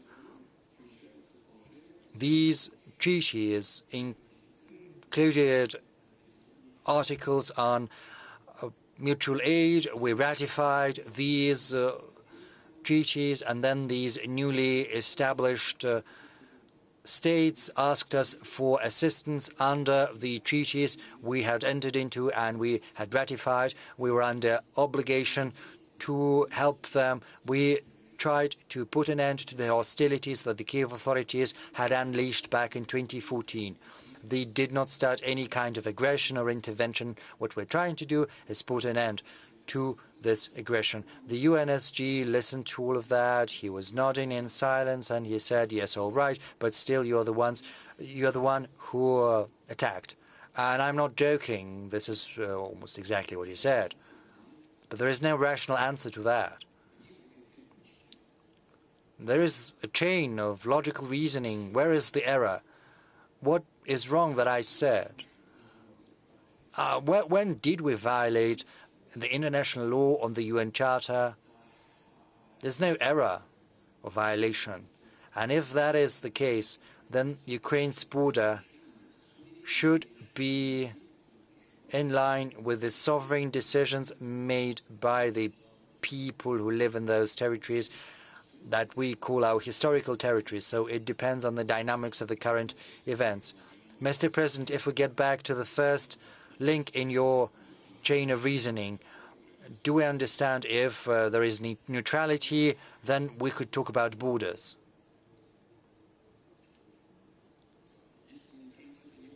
If there is no neutrality, then it's difficult to imagine any kind of good neighborly relations between Russia and Ukraine. Why is that? Because that would mean that Ukraine would be constantly used as a tool in someone else's hands, to the detriment of Russia's interests. So basically, the basic conditions for normalizing relations would not be there, and the situation could take an unpredictable turn. We would very much like to avoid that. Quite the contrary. What we want is building an environment for durable settlement. We want Ukraine to be a truly independent sovereign state rather than being a tool in the hands of some third nations used by them to further their own interests. Let's have a look at what's currently happening at the line of contact, or in the Kursk region. They entered Kursk region, and they're suffering terrible losses. These losses are more within the 3 months than they suffered over the 2023 as a whole, more than 30,000. They lost fewer tanks, around 200. Last year, they lost 240. So they simply have fewer tanks, they use them less frequently, and that's why the losses are somewhat fewer. But why are they suffering such losses? Because they have an order from the ocean to cling on at any price to this part of land before the election, to demonstrate that all the efforts of the Democratic Party administration with regard to Ukraine had not been in vain. So you have to cling on at any price to these territories. And this is the price they have to pay. And I think this is a terrible tragedy for the Ukrainian people as well as for the Ukrainian armed forces. And these orders are not dictated by the military logic. Rather, these decisions are dictated by political motives.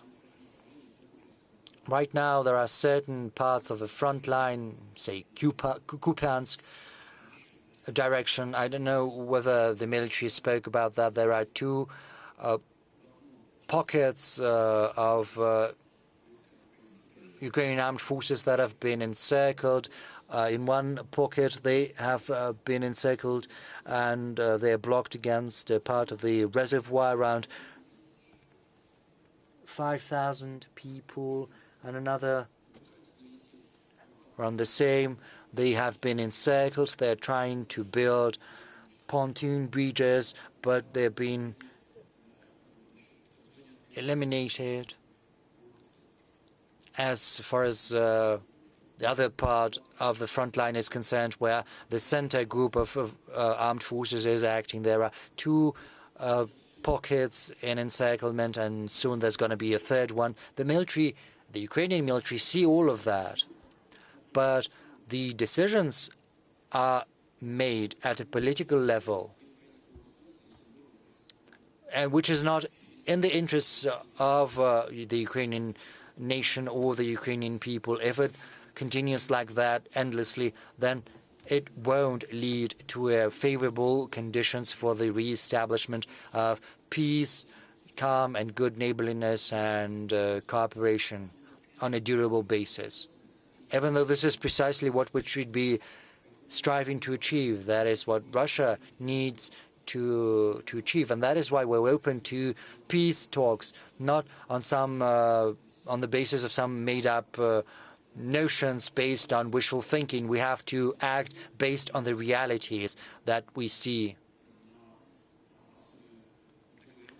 and also on the basis of agreements that had been achieved in Istanbul. Of course, on the basis, but taking into account the realities of today. And this should not be a truce or a ceasefire that is going to last half an hour or 6 months until their stockpiles of munitions have been replenished. No, we have to achieve a settlement that is going to be within the interests of our two nations, which are brotherly nations, however muddled that might seem amid the current rhetoric in the Ukrainian-Russian relations.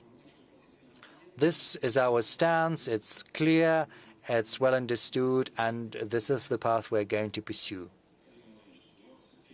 Mr. President, it's 11 hours, 18 minutes, so it's time to wrap up. Maybe just some quick questions, and then we'll wrap up.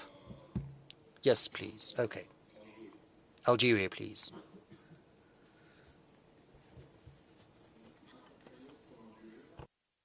Mr. President, in regards of this horrifying genocide happening in Palestine, would Russia endorse and help the international community reintroduce the bill regarding the criminalization of the Zionism that was retrieved in the 80s from the UN?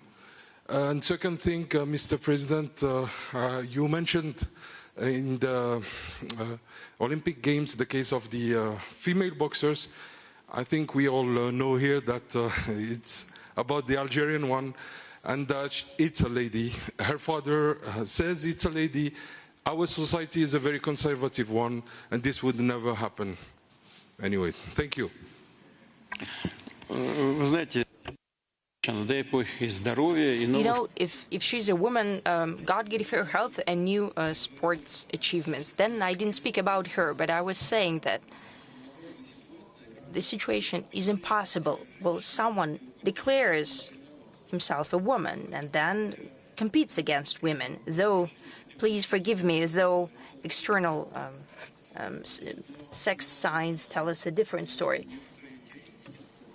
But some sports theorists are saying that, indeed, it has nothing to do with...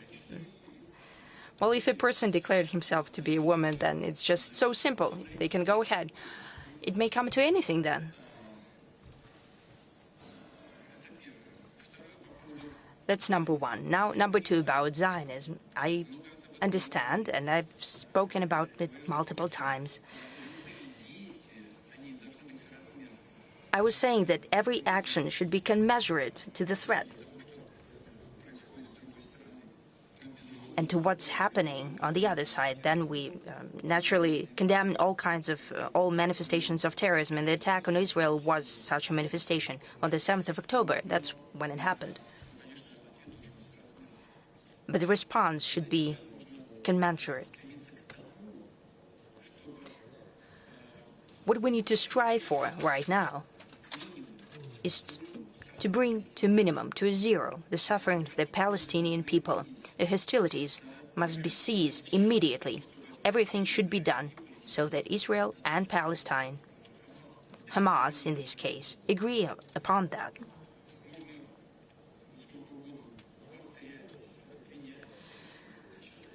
You can pick a fight, you can condemn, you can lay blame. Anything is possible, but right now, most important thing is to discontinue hostilities. Israel is conducting hostilities there, and it seems that they've run out of space to fight, but they continue. The military units of Hamas are still fighting. How long can that last? On the south of Lebanon, 63,000, that's the group we believe is standing there. They've entered the southern part of Lebanon, but the main group is still standing on the border. We shouldn't bring it to a tragedy there. We need to find paths toward finding a mutually acceptable solutions. The question is, could they be? Are they possible? Is it doable? I think it is. I think it is doable, however strange it may seem. We even have our own ideas about that. And we even try to talk to all the stakeholders and participants of the conflict. We're trying to probe what could be possible and admissible for everyone. In essence, we could see the light at the end of the tunnel, the glimmer of it. That's what we all should think about right now. I believe it is possible, however naive it may sound, but it is possible. We're constantly in touch with all of the participants, if not every day, then every week.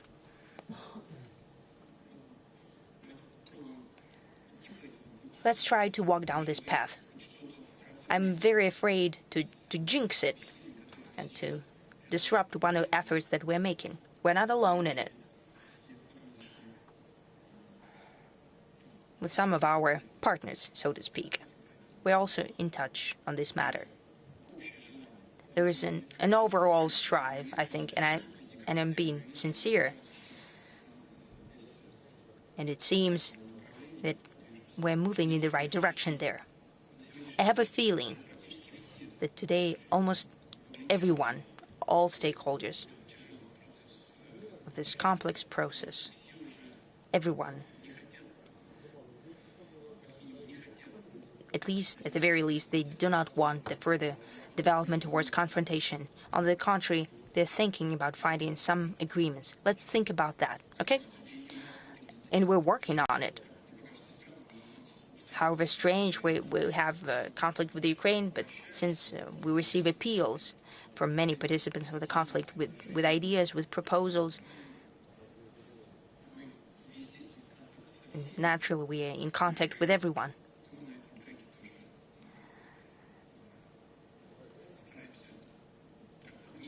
We also try to make our input to be very precise and careful about that. You used to have very good personal relations with President Netanyahu. Are they still intact? I try not to ruin anything, only to improve everything. But the current conditions are very peculiar. Needless to say, they have an impact on everything, including on our relations. I used to have good relations with Macron as well. I used to talk to Scholz as well, but at some time they thought that it's unnecessary. But well, I had good normal relations with Trump as well. I don't know whether he wants to talk or not. I was in good relations with Biden. We've met with him in Switzerland, and when he spoke on the phone, we joked and laughed.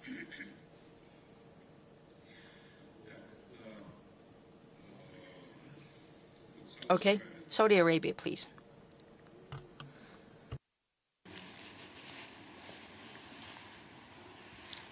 I'm happy to see you, Mr. President. It is mutual.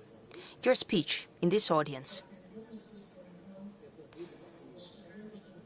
brings along the memories of your Munich conference speech in 2007. Indeed, the world order stopped being unipolar. We now have three great powers: the US, Russia, and China. It seems that these countries will compete against each other. A hot war between them is unlikely, because each of them have weapons of mass destruction.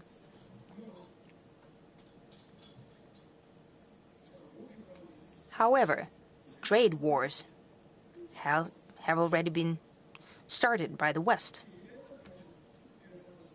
and that might evolve into financial wars. Therefore, my question, Mr. President, is Russia prepared for such evolution of events, especially if these wars are long-term? Or what do you think, the world order has another scenario of development? Thank you. Well, no. First thing, you need to include India as one of great powers as well. 1.5 billion people of population, the highest growth rate among the major economies.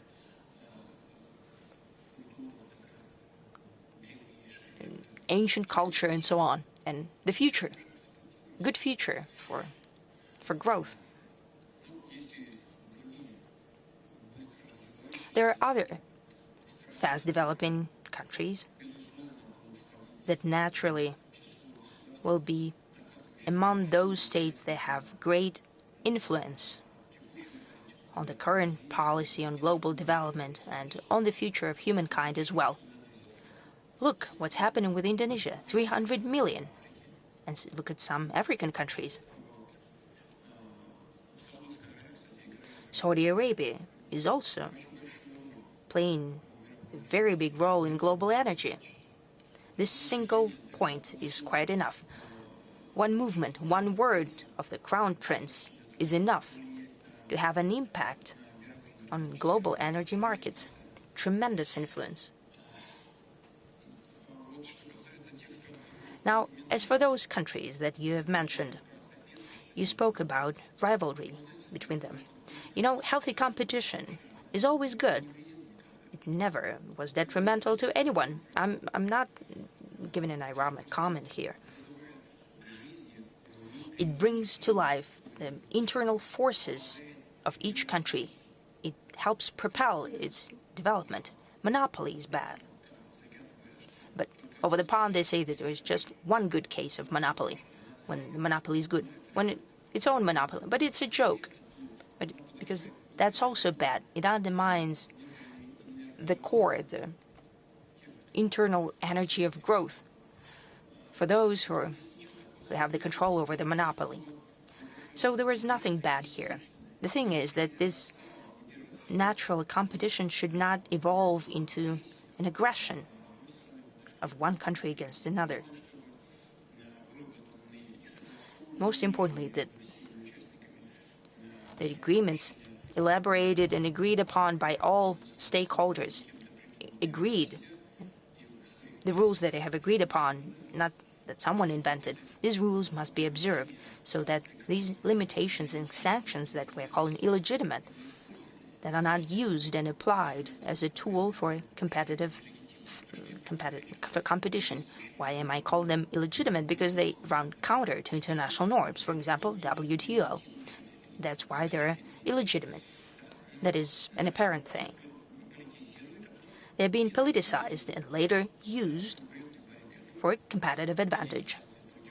Introduction of sanctions against Russia or against China quite often bounce back on those who use them. The US and China have a tremendous volume of economic cooperation. Well, sanctions were applied against China. What's next? Possibly they shot themselves in the foot. Look at Europe. They're limiting some Chinese goods. They introduce certain blocks Europeans have recognized themselves. There were two sources: cheap energy from Russia and cheap goods of consumer market from China. So what will happen next? If they cut off one thing, they voluntarily turned off our energy resources, relatively cheap, and now we see that it's balancing on recession. If they now abandon relatively cheap Chinese goods, they would have inflation. The same would happen in the US. They have quite enough issues on their plate. They have a triple deficit, 34 billion of debt, external trade deficit, and so on.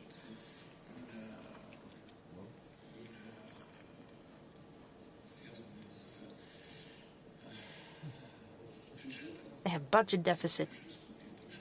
I think it stands at about 6%. We, with all limitations they try to introduce, our deficit stands at less than 2%, and they have 6%.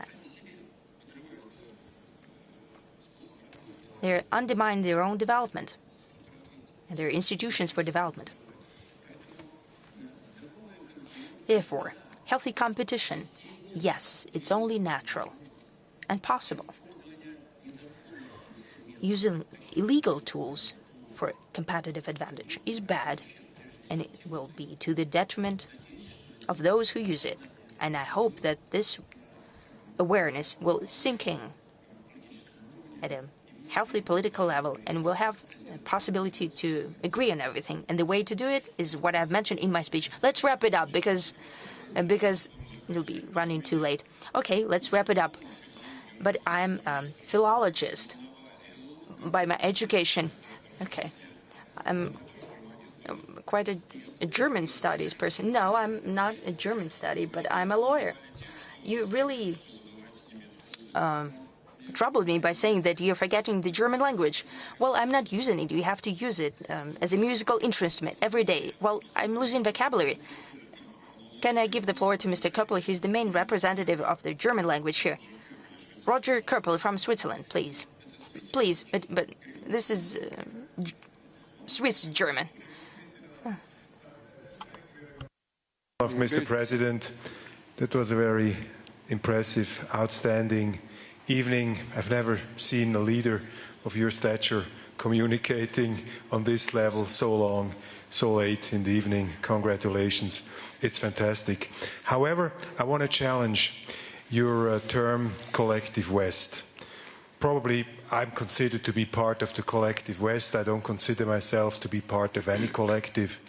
And I don't see a collective West. What I see is a group of politicians with increasing problems. We see governments hanging in the ropes. We see a leadership crisis. I had a summit meeting organized in Vienna with former Chancellor Schröder and Prime Minister Orban. Chancellor Schröder was the last guardian of strategic autonomy of Europe, as you well know. And it was interesting because I could see there was a huge interest in these kind of events. And I see there are rather seismic changes about in Europe. The landscape is changing.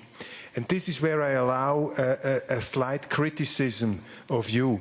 With great power comes great responsibility. And I think you're neglecting the communication to the wider public in Western Europe, in older Europe, in the German-speaking part of Europe, because you as a person, as a president, as a politician with your country, you're an extremely important topic in politics.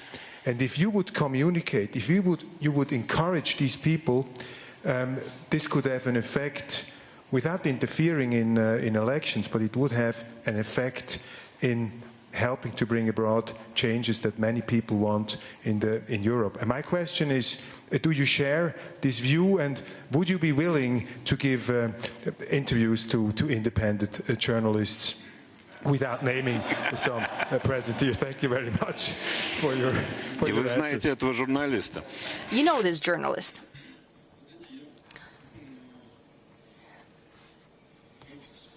You know, you mentioned Chancellor Schröder. I have a very good personal relations with him. We used to have them, and we have them now. He's an amazing person. And amazing for the current political class. It's not ironic. It's not an exaggeration. Why is he amazing? Because he has his own opinion. And he words it freely. When the relations with Russia started to deteriorate, he was not afraid of expressing his position and presenting them publicly. Well, look, they started to accuse him of all cardinal sins. I started not to interfere there, not to comment, but what was he doing? What did we do together? We've built the Nord Stream to supply gas to Europe. What was bad about it? Now, Germany does not have Russian gas. The heavy consequences of that, not only due to that factor, but also due to that, is what... Well, we don't see anything that could be a substitute for that gas.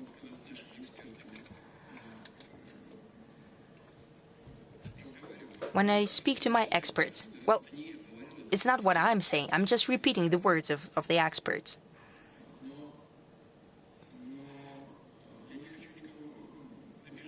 I don't want to offend anyone. It won't sound good, but still, I've asked my colleagues and experts. I said, "What's Europe missing right now?" And the response is, they have a deficit of brain. It's not because they're stupid.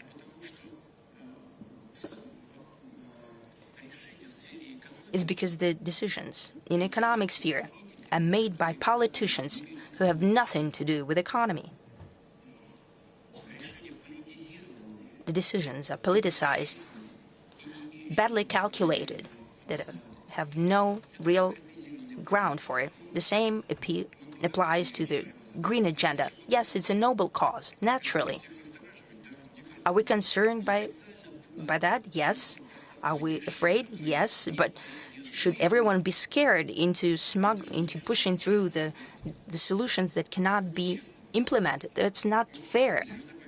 For the voters, yes, green agenda is great. Yes, there should be new tools and technologies, indeed.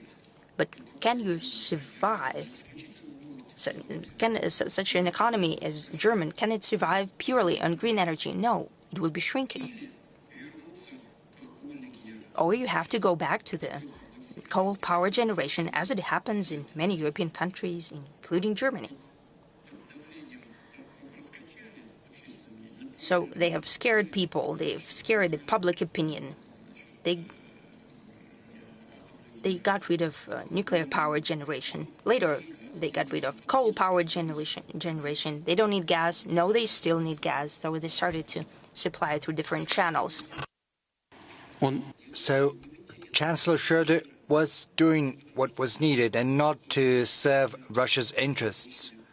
He did not create any conditions for us to make profit. What he was doing to serve the interests of the German people. He was fighting to ensure the best terms possible for the supply of gas, for the building of the infrastructure, and judging by what is happening in the German economy after these opportunities have been lost. He was very good at his job. We can see, so it's no longer there, and right now see what they have lost. He was doing what was needed to be done. He did take decisions that were widely unpopular in terms of internal politics. He put his political career at a risk, and he did that deliberately when unpopular decisions had to be taken to curb the social spending. But economically, that was a sound plan. He knew that would have negative political consequences for his career, and yet he did it anyway. He's a person who took decisions not in his own interests, but to serve the interests of Germany. And he did the same in foreign policies. Let's remember the developments in Iraq. He was against the American intervention in Iraq, and he spoke about that publicly, just as Jacques Chirac, much to the displeasure of those who thought differently and those who gave the orders from across the ocean. In the end, he got chased out. He's a person with integrity and also a consistent person. People like that are not numerous. They do exist in Europe, but, you know, very few, just a handful. You know, one hand will be enough, you know, to count them on your fingers. But I think, that said, these processes will still continue to happen in Europe because people can see what is happening in real life. They can see a growing gap between the ruling elite that are forced to be guided by some external interests due to different reasons. I'll be very cautious in formulating that, and the rest. And, you know, the number of politically, domestically oriented political forces is going to grow.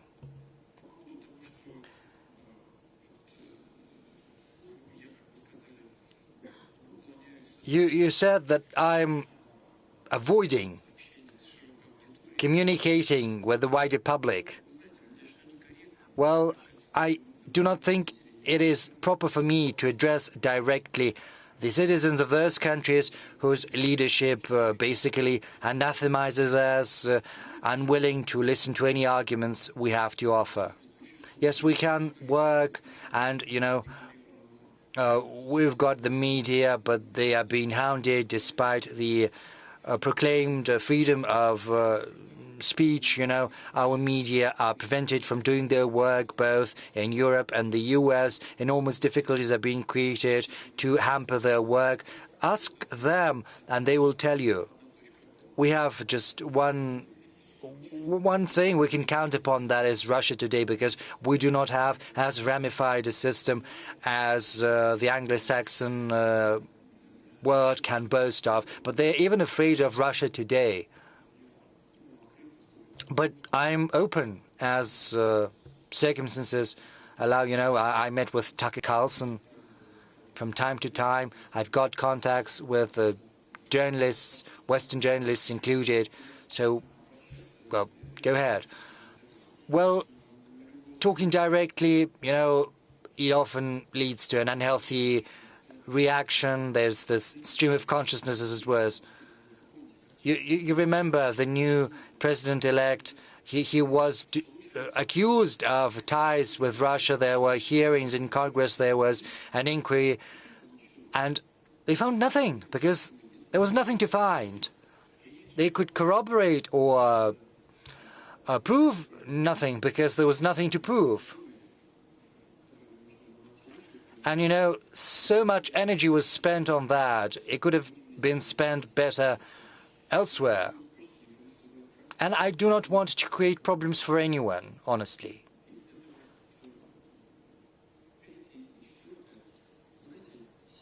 So third and fourth, I can tell you that all internal political processes have to stay inside respective countries.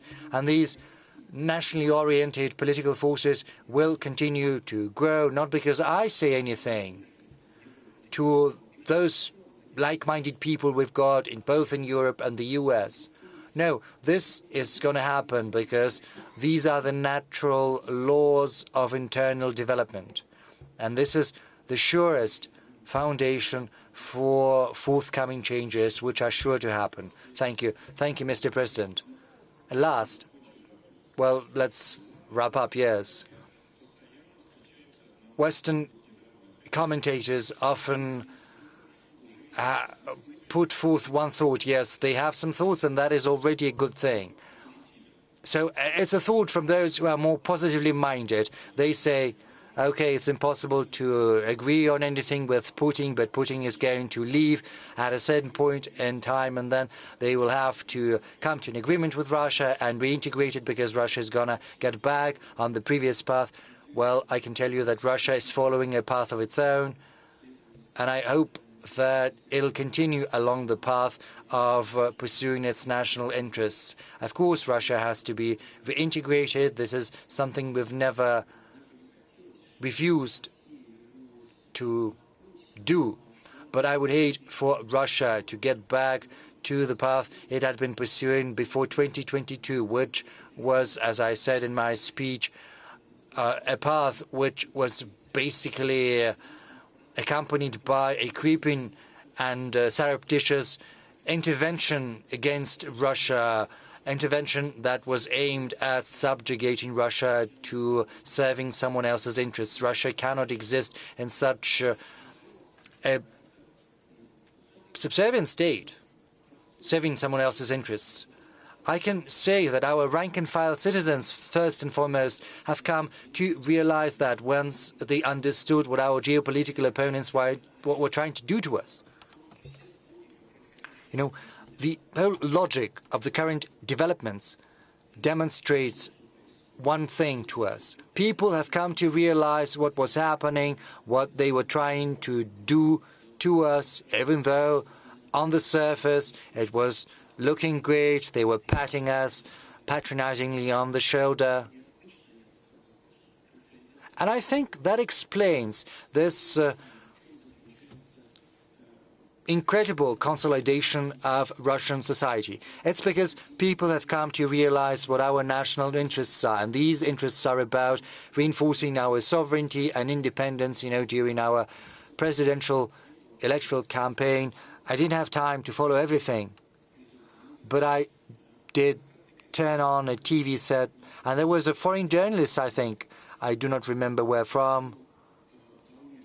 This journalist approached a man in Belgrade region, just a man in the street. You can ask, you can search for that in the archives.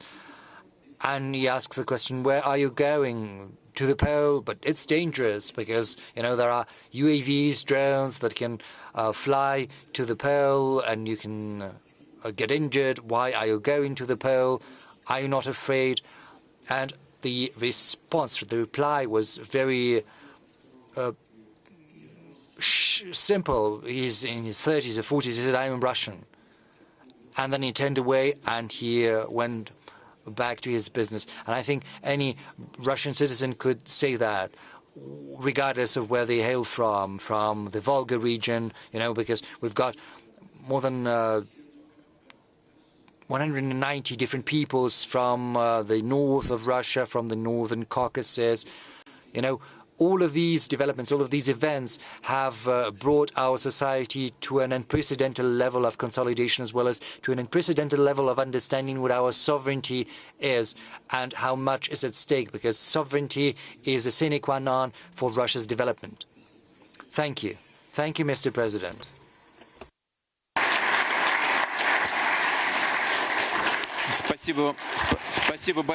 Thank you. Thanks a lot. To you and to our moderator, I offer my thanks to you.